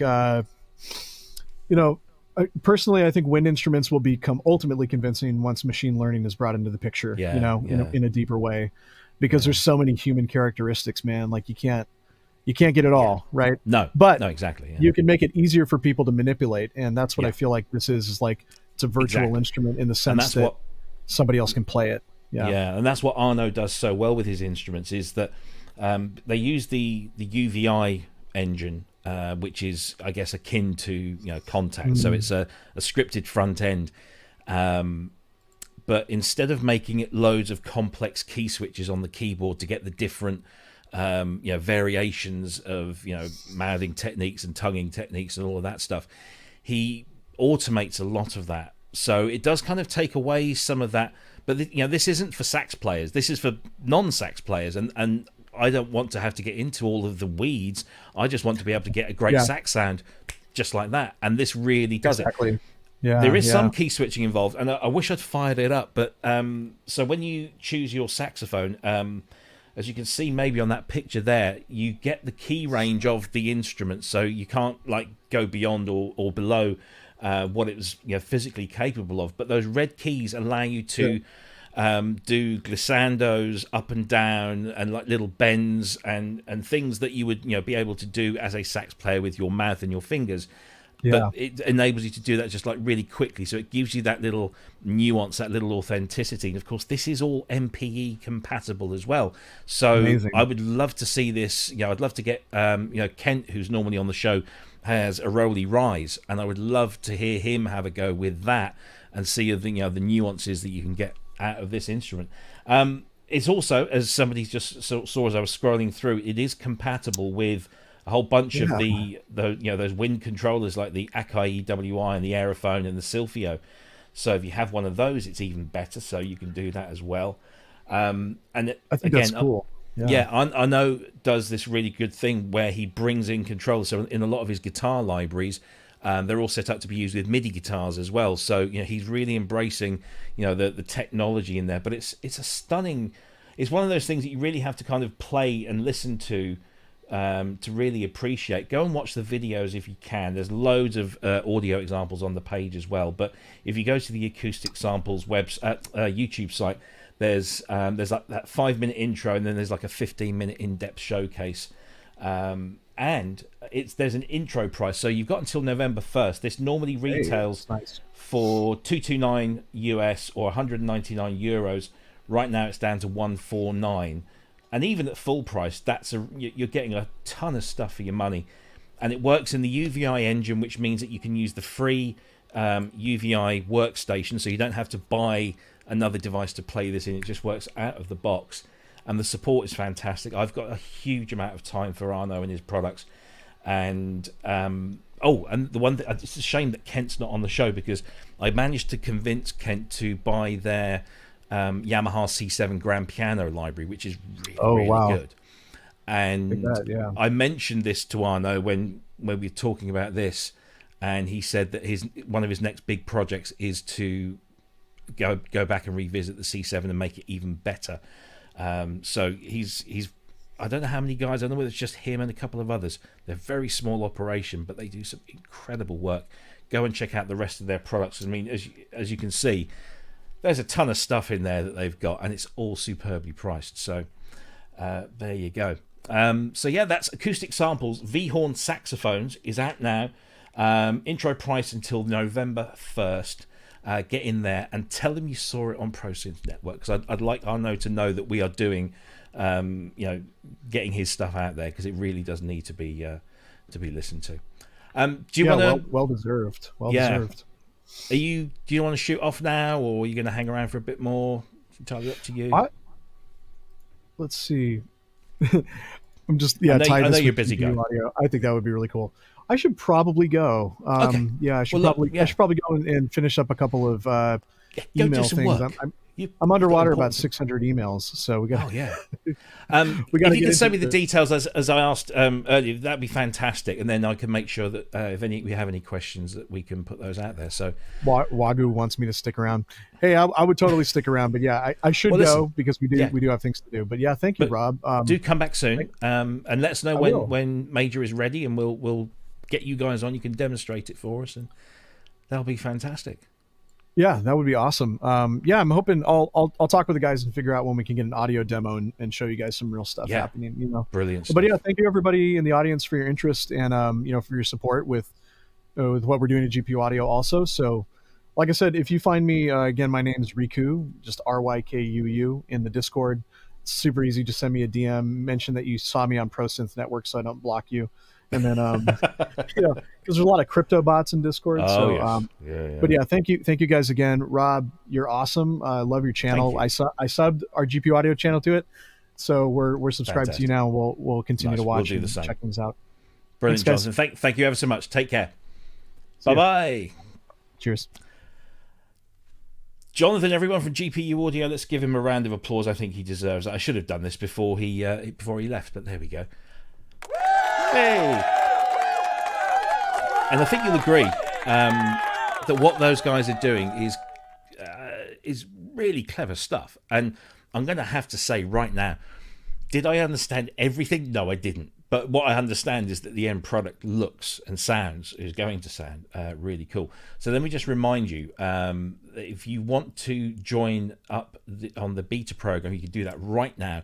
There's the link. You don't have to type it in, because it's in the description below this video right now. gpu.audio/ProSynth Network. That takes you through to the beta sign up page, and you can just sign up for the free beta suite. Now remember, at the moment it's Windows, Nvidia, and then I think AMD is coming later on, but there's a whole bunch of stuff that you can get for free. Test it, throw things at it, tell them what you think, tell them whether it's good, tell them whether it's bad, suggest improvements, find bugs, and of course, for every bug report that I believe, and I think I heard this right, for every bug report that's submitted, you will get a copy of, or access to, the major beta, which has got to be incentive, hasn't it? So please do that. So once again, thank you to both Sasha and to Basil. I pronounced it wrong. I just the English with Basil, but Basil and Sasha, and of course Jonathan. Thanks ever so much for coming on, and hopefully we'll hear back from them sometime in the near future with the actual audio of Major. So I'm just going to take a little. There's not much left. Look at that. How much orange squash I get through in the show. I'm particularly dry at the moment because of this little cold that I have, that I picked up from Paulie, Alex both. Thank you. It was most generous of you. But no, that's fine. You know, that's what you get when you exchange tongues. No. Synthfest. I'll talk about Synthfest in just a minute. I just want to rattle through a few news pieces. First of all, before I do that, thank you ever so much, Wagyu. That's 20 chuffs in the bank. You are a legend. Thank you very much indeed. That is deeply, deeply appreciated. Thank you ever so much for that. Right. What other news items did we have? Now, bearing in mind, so I went through last week's show because, so here's how it all went down. I was at Synthfest during load-in, and I was mingling with the great and the good. So I met Dominic there, had a nice long chat with Phil Oakey. Who else did I see there? A whole bunch of people.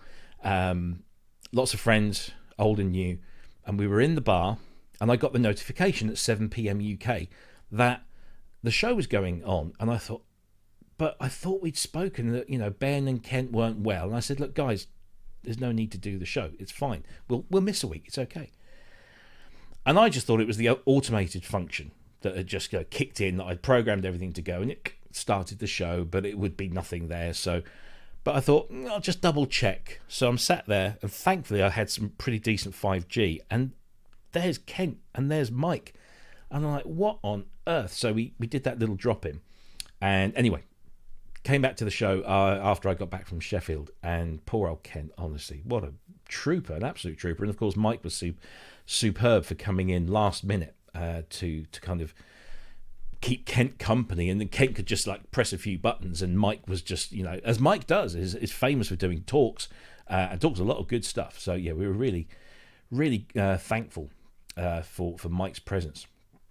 And anyway, so I've completely forgotten where I was going with this, but it was something to do with Synthfest and the show. And anyway, I was going back through, and I noticed that they didn't talk about all of the news topics that I had scheduled,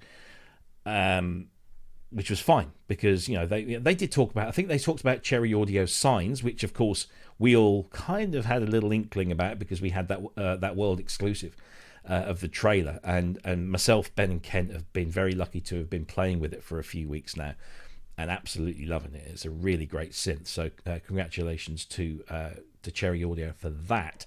But we didn't talk about a few other things. So some of this news might be a little bit old for you. You might have heard it spoken about elsewhere. But I just thought I'd rattle through some of these, and then maybe we could have a little chat about Synthfest. I know there's a whole bunch of people in the chat who were there at Synthfest in Sheffield last week. So maybe we can exchange some pleasantries and memories from last week, because it's really weird. It seems like only yesterday, but it was actually this time last week. I was in a restaurant having a curry with the Sound on Sound crew, which was really cool. So anyway, let's talk about some news that has happened. Now, this is one that I promised I would do. We've already spoken to Dave on the show. But Dave Caulfield, who used to head up Akai Professional, as you know, if you're a regular viewer of the show, is writing a book, and that book is The Rise of Akai Professional, and there it is on screen. Actually, let me just, there's too much of me on that. There we go. So The Rise of Akai Professional. This is going to be a hardback book, large format, lots of glossy pictures, and loads of tales and stories. And Dave was doing the rounds at Synthfest, drumming up support and signing up a few people to deliver their stories. He's going to be talking to everyone that was involved, that is certainly still around to talk to. So currently they're about just over £3,500 of a £30,000 goal. They've got 86 backers and 16 days to go. Look, this book isn't going to be cheap, I grant you. So the pledges are £25 for a PDF version of the book, $35 for a soft cover version, and $40 for the hardcover version. But trust me, this is going to be a really, really good book. And of course, Akai, a massive influence in this industry, certainly back in the day, maybe not so much now. but what they brought to the game was unbelievable, and the stories and the people behind this. I mean, you've got guys like David Cockrell, who are designing code for the Akai samplers, and Roger Lynn and Steve Howell, and so many other people who've had a hand in this amazing company that developed amazing products. Please, please, please, if you are interested in this, even if you don't want the book, just chuck them the pledge without reward. Every little bit helps. It really, really does. So I really want to see David get this off the ground. There's a whole bunch of stuff on there as well, some nice little updates. He mentioned us in the updates, so thank you, Dave, for that. We will do everything we can to help spread the word. And it's just, it needs to happen, and it will happen. So please do support that. I also just want to say thank you, and a huge thank you to Too Many Knobs. That's a great name, Too Many Knobs. Fantastic. $50. Thank you so much. Really, thank you. That's amazing. That will go to great use, as all of our donations do. They go into an account where we use it to pay for the software streaming and the licensing and various bits of equipment that we need to do this show as professionally as we do. So thank you ever so much. And of course, it also pays for my broadcasting skills schools that Ty thinks I need. So thanks for that. Right, so yes, please do go and pledge to that Kickstarter campaign. It's called The Rise of Akai Professional. There are links on our Facebook page as well, but we'll throw them underneath in the description later on. So there's that. There was also a brand new instrument from the guys at and girls and everyone in between at Labs Music. It's the Electronic Antique, and it sounds a little bit like this.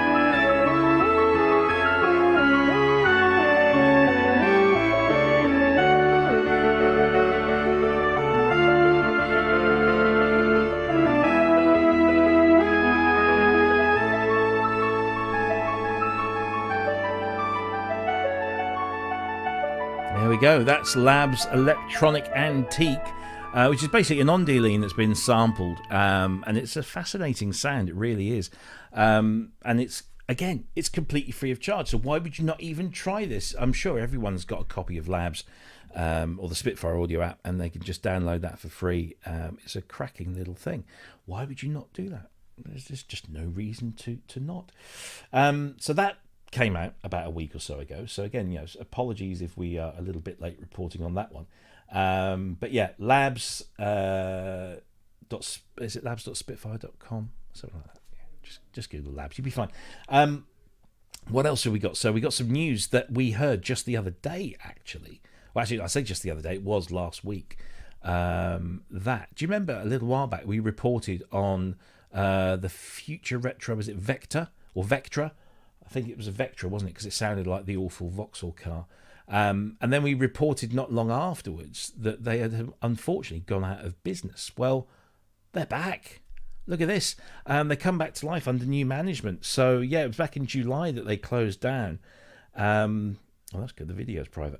Yeah, so there we go. There's the Vectra. And some got made and then they stopped, but now they're all coming back. So amazing news that when we thought another one had bit the dust, lo and behold, they're back with, they're saying, please bear with us. They're focusing on the Vectra synthesizer and shipping those to dealers in December. So we don't have to wait too long. But it's basically been bought out by a bunch of people, synthesizer enthusiasts, engineers, musicians, and other interested individuals. They've purchased the remaining assets. Jared Flickinger, who was the guy behind Future Retro, is no longer actively involved, but will continue to be involved in design and development. So it's kind of like, everything's come good, which is yay for that. So Future Retro are back, and if you're hoping to get your hands on a Vectra, then December onwards is when you want to be looking for one of those. So, oh, excuse me, windy pops.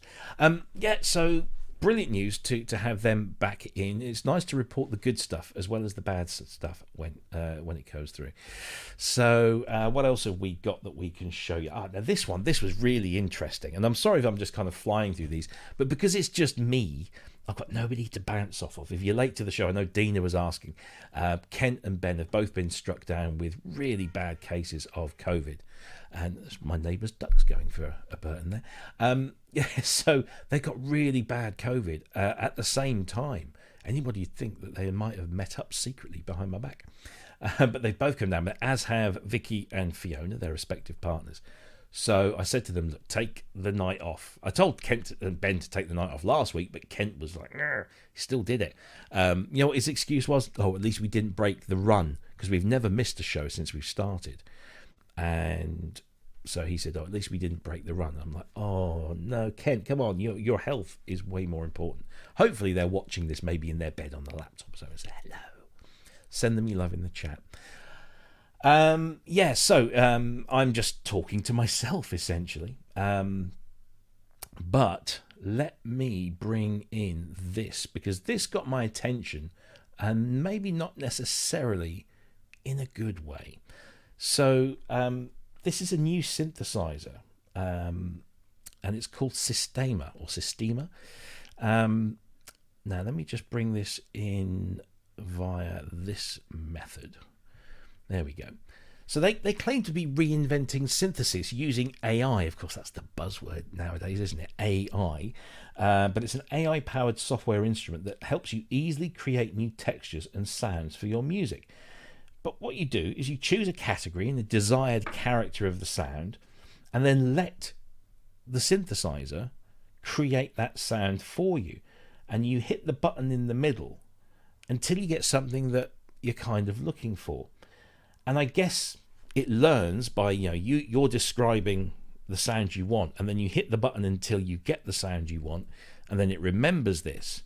And then you can tweak it just a little bit using some of the other parameters, and then save it as a favorite, and then come back to it at any time, which is clever. And I suppose, if you're lazy or you need some kind of quick result, that's not bad.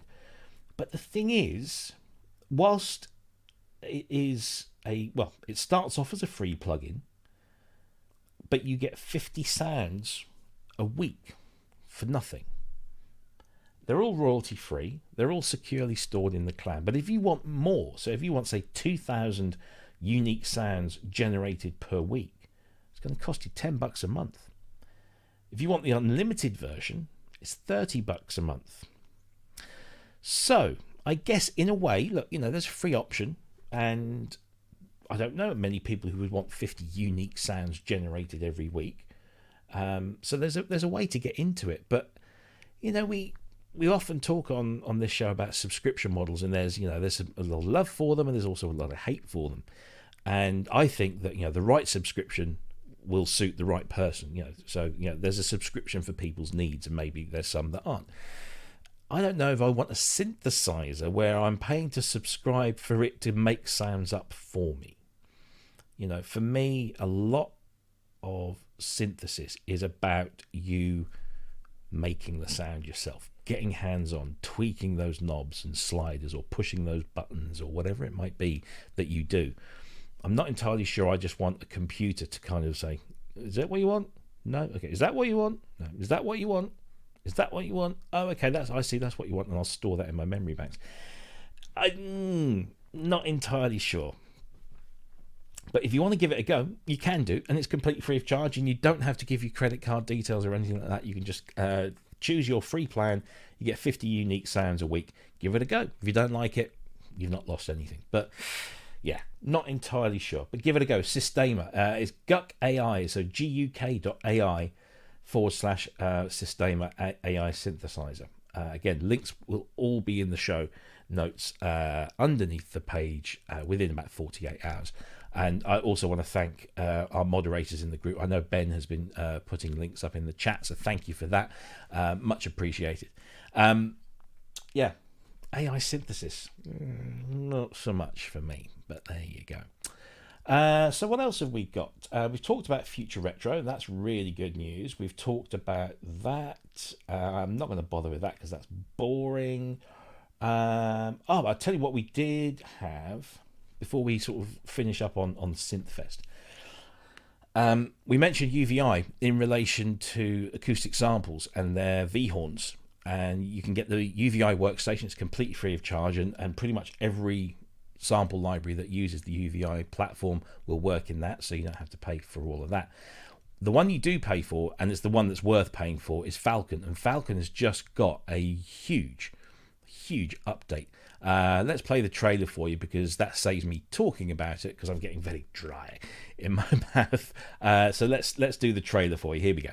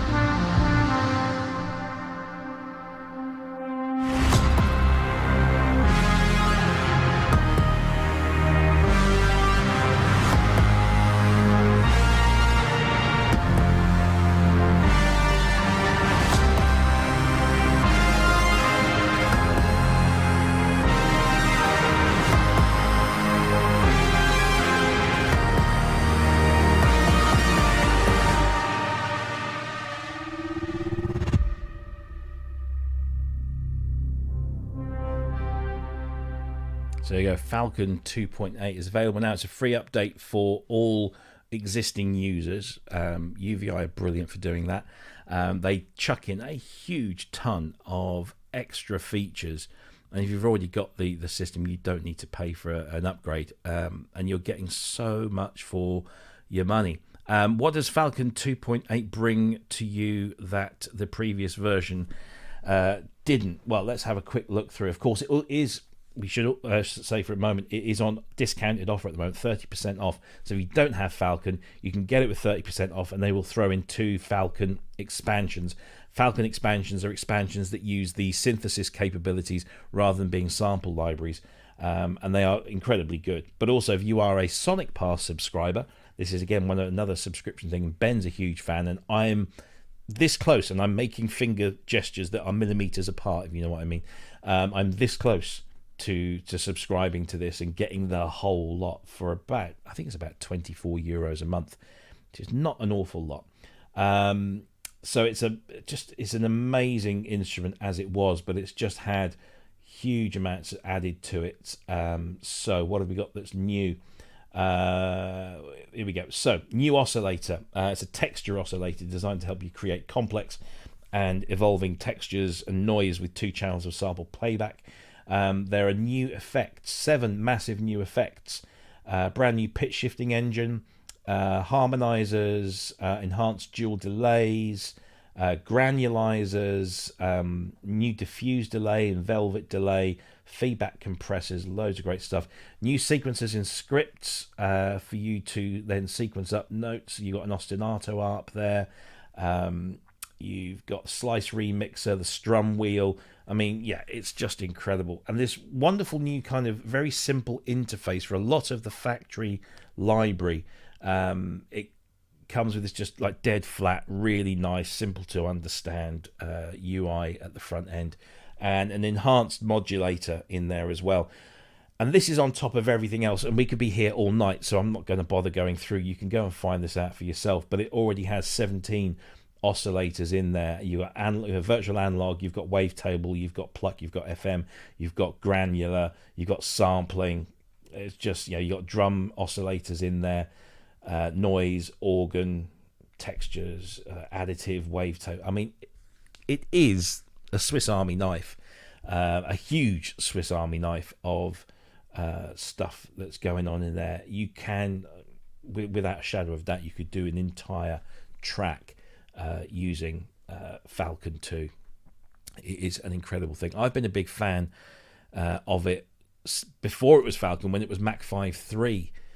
Mark of the Unicorn did, where the UVI made it for them, but it was the whole UVI engine that sat beneath it, and then they parted company, and UVI said, yeah, well, we'll take it and run with it and make it even better, and it has just become incredible. So Falcon 2.8 is out now. If you don't have it, it's currently 30% off, so it makes it about €244, and you get 2 free expansion packs thrown in for the bargain. Of course, if you are a Sonic Pass subscriber, get it anyway.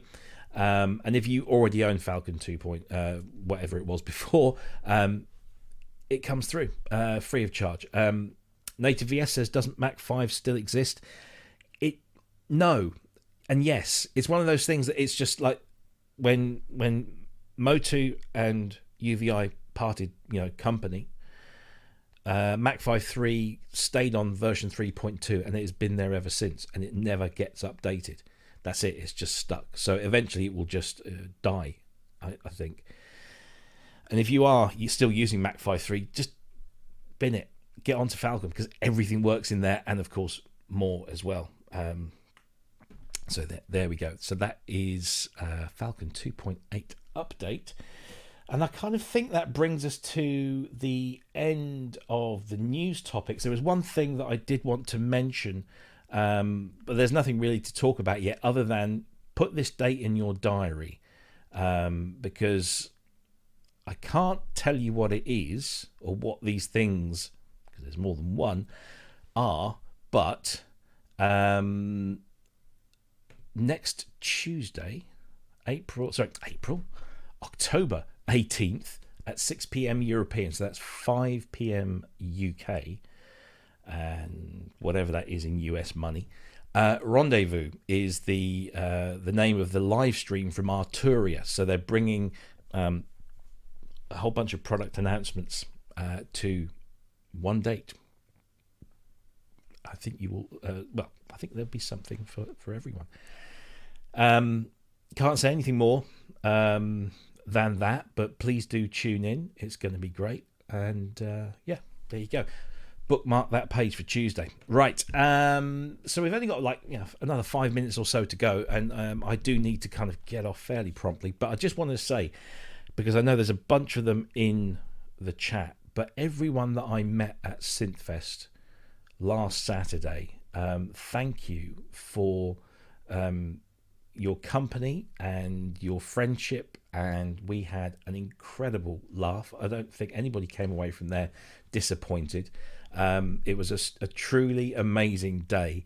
If you have never been to Synthfest before, then please book your tickets for next year as soon as they come out, and it will be happening again. I believe it's going to be on the 7th of October, which is usually the first Saturday in October. It kind of ties in with the Sensoria Festival, and I know that festival is going from the 4th to the 7th next year, so it should be 7th of October 2023.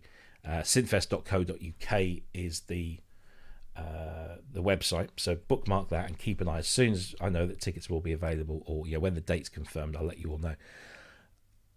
my weekend was just brilliant. It was one of those weekends where you get home and you just sit there and you big grin on your face. You're absolutely shattered, but it was just a wonderful experience for so many different reasons. And I guess all of you had great experiences and different reasons for those. But I'm just going to share some of mine. One of the first great experiences I had was finally getting to hug Dina Perlman. To be waiting for Dina in the hotel lobby and to hear those elevator doors open, and out she walks, and she's just amazing. She's just as amazing in real life, if not more so, than she is when you see her, on shows like this. And I got to hang out with Dina a lot, and we helped get her stand up myself and Andrew Ward, who goes under the name of Art Quadra a lot online.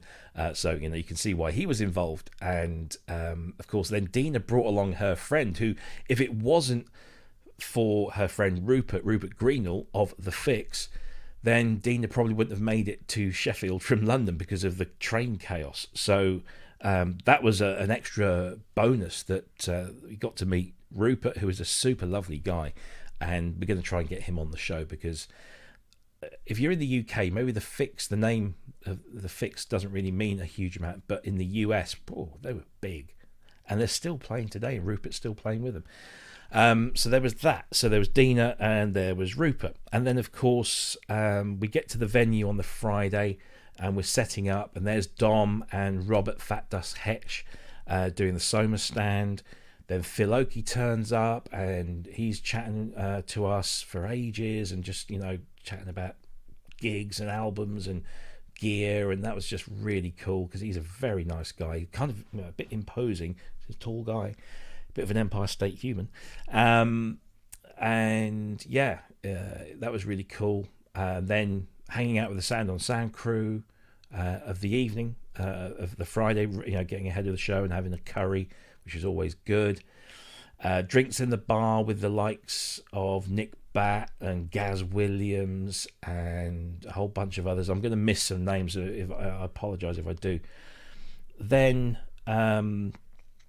of course, the show itself, the entire day. So I was on site from, I can't remember, Dina, what time did we, because I got Dina to the venue. I can't remember what time we got there. It was about 9ish, 8:30, 8:45, something like that. So the doors didn't open till 10:30. So, we got kind of to walk around and meet some more people. Had a lovely chat with Dan Goldman from Rhodes, and had a go on the Rhodes Mark 8, which is superb. He also brought a Rhodes Chroma, which Dina got very excited about, to see one of those, and she had a play on that. And that was a fascinating instrument. Paul Kaufman, IK Multimedia, with the iLab Precision MTMs. They sound stunning, absolutely stunning. If you're in the market for some real good quality studio monitors, whether it's just like a pair for the front, or whether you want an Atmos setup, they're not cheap, but they really, really, really are lovely sounding. They come with some great software as well, so you can replicate all different sorts of speakers, whether it's NS10s or Genelecs or whatever it might be that you want to do. So it comes with all of that. Who else did we see there? The Racket team, husband and wife team. He makes tiny little soldering kits that give you little drum modules. She makes amazing t-shirts. They were there. Craig Aspin from Sweet Discreet. Of course, we've mentioned Craig on this show a bunch of times. So he was there with all of his replacement membrane covers and vinyl overlays for the Oberheims and the DX7s and KX88s and various other things as well, and also showing off his new re-spraying and metalwork that he's doing for synth restoration as well. So if you have an old synth that needs re-spraying and silk screening, he can do all of that for you as well. So he was there. Who else did we see?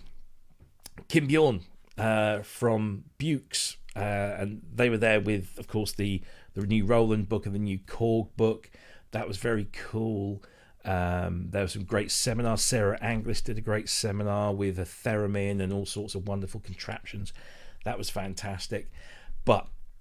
And I've probably missed out a whole bunch of people. And if I've not mentioned, your stand or your company, get to hang out. But it was also, and I think we all were asking each other this same question quite a bit during the day. What was your favourite thing? and you know, we were all expecting everyone to say, oh, this synth or this module or that piece of software or whatever it might have been. The first answer that everybody came back with, the best thing about Synthfest 2022 was the people. And it was being able to be in a room with all of these people, all of you guys that we see in the chat. I got to hang out with Native VS, with Robert. We sat next to each other at dinner. Never thought that would happen, but there you go. It was there. So Andy Brooks, Edna's Disco Machine, also known as Graham. He's the actual Graham. Dave, who's not Graham. Ian J. Cole. Jim Glue and Zoe. Who else did we see in there? Of course, there was Alex, the wonderful Alex Ball. I got to hug Alex Ball 2 or 3 times. That was very cool. Paulie Alex Bow. Matt Evans and his wonderful son. And of course, I have to say a massive thank you to Matt for bringing the DX7 up for me, which is, you just kind of see. Hang on, let's do the lights. Alexa, lights cool. Okay. There we go, sort of. You can kind of see it. There it is. It's just there, the DX7. So yeah, it's a massive thank you to Matt for bringing that up and for bringing Paulie up, because to get Paulie to one of these shows is amazing, and the love that was there for everyone was fantastic. Have I missed anyone? Let me think. There was Dave. I was just trying to think. We went for dinner. We went to a wonderful Turkish place. The waitress was fantastic, because we walked in, there was like 8 of us. They said, have you got a table for 8? This is at 7:45 in the evening on a Saturday. And they said, yeah, okay, but you got to be out by 9. And then the waitress just kept hassling us, but in the most amusing, fun and welcoming way. It was just brilliant. It was a super, and it was a lovely meal as well. So yeah, there was Andy Brooks, there was Dave, there was Jim, there was Zoe, there was Graham, there was Ian, there was Robert, and there was me at dinner. That was fantastic. And then of course, you know, hanging out with people like Alex Ball, Starsky Carr. I saw Mylar Melodies doing their as, Nick Batt, of course, Gaz Williams. Gaz held court in the bar in the hotel on Saturday night and told some of the most amazing, completely unbelievable, but utterly true stories. If you ever get to, and Dina will vouch for this, if you ever get to see Gaz in person and you have a few minutes or more, ask him about his middle name. That's all I'm going to say. Ask Gaz about his middle name, and the story you will get back will be so rewarding. So yeah, there was that. I'm conscious that I'm missing those people out, but the one thing that everybody took away from Synthfest, I'm guessing it's something that's going to be common across every kind of synth gathering this year, maybe into next, is the fact that you got to hang with all of these people that you see either as just names in chat, or maybe you see them in Kent's pub on a Thursday night, and you just to hang with these people, to talk with these people, to have really good conversations and just a bit of a laugh and a bit of a giggle. And there was so much love in that place. It was just the best thing about the whole show were the people, and I think that was just super important and super rewarding, and something that I, you know, stayed long in my memory this past week, and will carry on beyond. And I cannot wait. I've also got to mention Ina, who is the director of this wonderful film called The Sub-Hardcore, A Future That Never Happened, which I had the real honour of helping her introduce the film to the audience. That happened just after the main event at Synthfest, just around the corner. And it was emotional because the film features a friend of mine who's no longer with us. And it was, it was really great. It was great to have friends in the audience as well, sharing that. So, thank you, Matt. Apparently, I'm nicer in person than I am on here. Okay, yeah. He claws that back, and he's a gem. Yes. Well, no, listen, Matt. It was an absolute honour to meet you, sir. I think you and I we're connected on some other level, which I really enjoy. So yeah, that was fantastic. And your boy, and you talk a lot about your boy. He is an absolute credit to you, an absolute credit.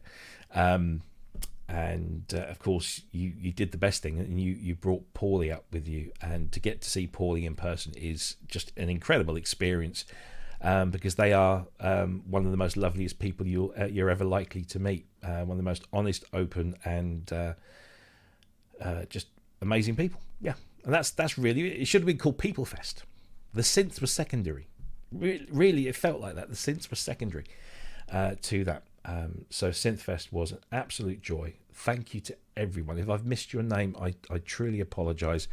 I was doing the rounds. I mean, I even bumped into Simon Alexander. You know Simon? Simon's been on the show a number of times. Simon and his brother Robert were there. Excuse me. And I'm showing Matt and Paulie and his son around various things, and I bump into Simon. I haven't seen him for ages because he's been so busy. And just like, oh yeah, I'm just going over here. I'll come back and we'll hang out.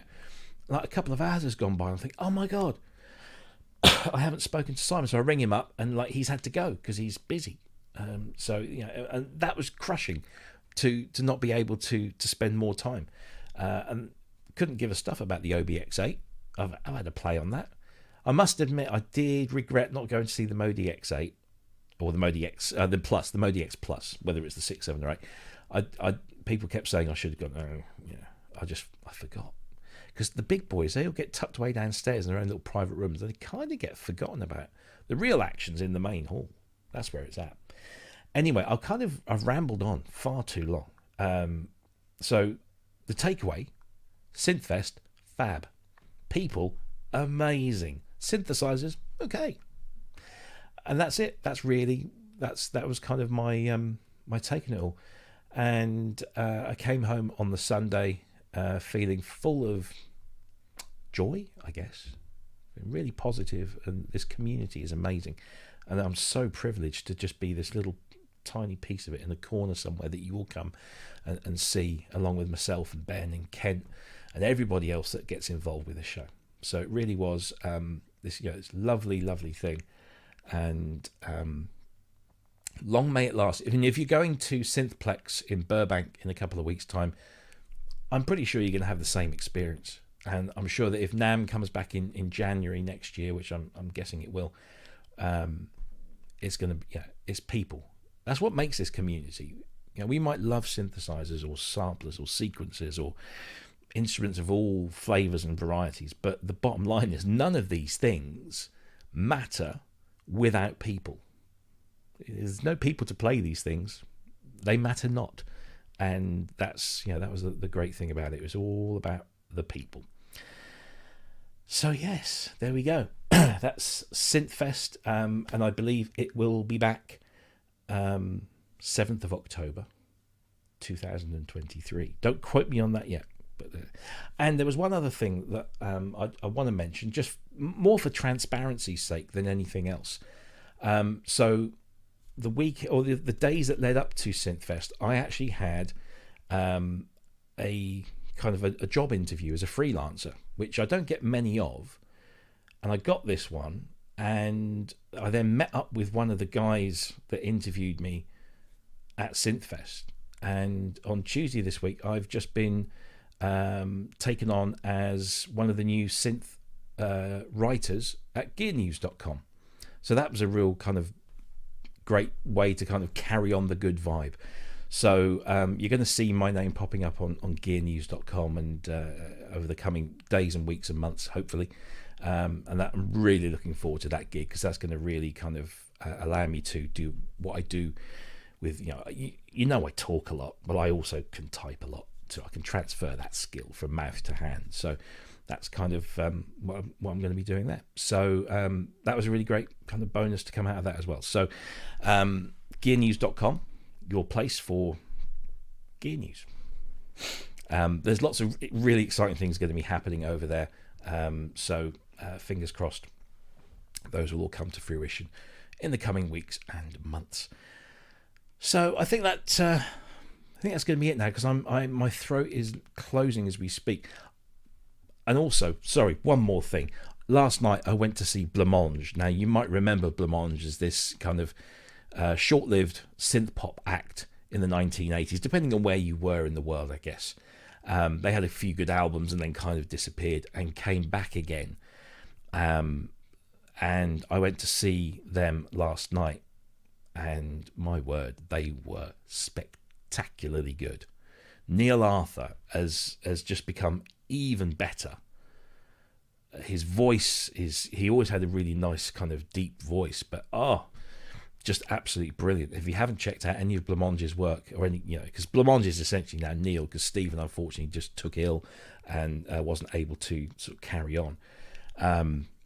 But Neil is just like he's like releasing an album a week or something. It's just crazy the amount of stuff he's putting out. It's not actually an album a week, that, but yeah, it's just incredible stuff. And the extra bonus was Benj, his act Oblong. Again, go and check out Oblong. Absolutely brilliant. They were supporting, and so it was lovely to see Benj, because Benj has been on the show. That's a really cool thing. And he was telling me about some new exciting stuff that he's got coming, which we will then feature on this show. He's already said, can I come on and talk about this? And we're like, yes, of course you can. You're Ben Edwards, for crying out loud. So, that was really, really, really cool. And if you get a chance to see Blancmange on their tour in the UK this year, they're in Cardiff tonight. And if you go to the Blancmange website, you'll get all the other dates. Superb value for money and some amazing, electronic synth sounds. Fantastic. That's been my week, and excuse me, I hope that you have a fantastic weekend, whatever it is that you are doing. Thank you so much for joining me tonight. I think you'll agree that we had some great guests with the guys from GPU Audio. It's really exciting stuff. Don't forget that you can go, and let me just put this back up on the screen. So if you want to sign up and get their free beta plugin suite, which features a number of GPU audio plugins that use your GPU, and of course you have to kind of have a fairly recent-ish Windows machine running or utilizing an NVIDIA and or AMD graphics card. Macs are coming soon, but do sign up for that. And as you heard on this show, they are releasing very soon a synthesizer that will be powered by your GPU. It's called Major, and that's coming soon. But if you sign up to the beta program, if you submit a bug and it gets, it's a bug that needs fixing, then you'll get early access to that synthesizer plugin as well. So please do sign up there. Use that link specifically because it connects back to us. We're not getting any kickback. There's no financial thing going on there, but it just helps tell those guys that's where the traffic's coming from. So please go and check that out if you can. If you haven't got a compatible machine yet, or you're waiting for them to come up with the Mac support, still sign up anyway, and then you'll be able to be on the newsletter and you get all the information and that kind of stuff. So please do that. There you go. That's me done for a week. To Ben and to Kent, please get better soon. I hope, and not for the sake of the show, but for the sake of yourselves. I know I speak to these guys daily. Kent's description today was, it's the taste in my mouth I can't stand. It feels like I've been sucking a brass bed knob. And my first question is, well, how can you make that comparison? How do you know what that? I wasn't going to go there, but they are feeling pretty rough, and so I'm hoping that they feel better very, very soon indeed. And hopefully they'll be back with me next week. Do we have a guest lined up for next week? I'm not sure if we do or not, because I have a funny feeling that Ben's supposed to be gigging. So if he's well, maybe he won't be back next week. Who knows? We will see. But don't forget, we've got Marcus Rahl coming up in a few weeks' time, and David Gamson as well in the beginning of December. And we'll try and get a few more spots in there filled between now and the end of the year. So again, thank you ever so much for joining me. Don't forget, tomorrow you've got Ramsey's show, which I believe is at 1 p.m. UK time. And then on Sunday you've got Jamie. Oh, of course I forgot to mention Jamie. Jamie was at Synthfest doing a whole bunch of video work. He was filming all the seminars, and he and I had a really nice long chat on Friday evening, a long catch up because we haven't really spoken a lot in ages. So that was fantastic. That was really nice to see Jamie. So Jamie will be back on air, I believe.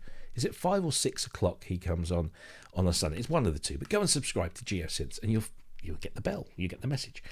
After that, Mr. Wiggly, I believe, he's on this Sunday. He had to skip. I know he had to skip his Wednesday show. He's been doing this kind of like kind of a serious mental health show on a Wednesday. I think he had to skip that this week. But anyway, yes. So Rands tomorrow, Jamie and Dom on Sunday, and then of course you've got, who else have you got? I've got Sonic State on Wednesday, and maybe a Gaz show sometimes on the Wednesday after that, and we'll be back next Friday.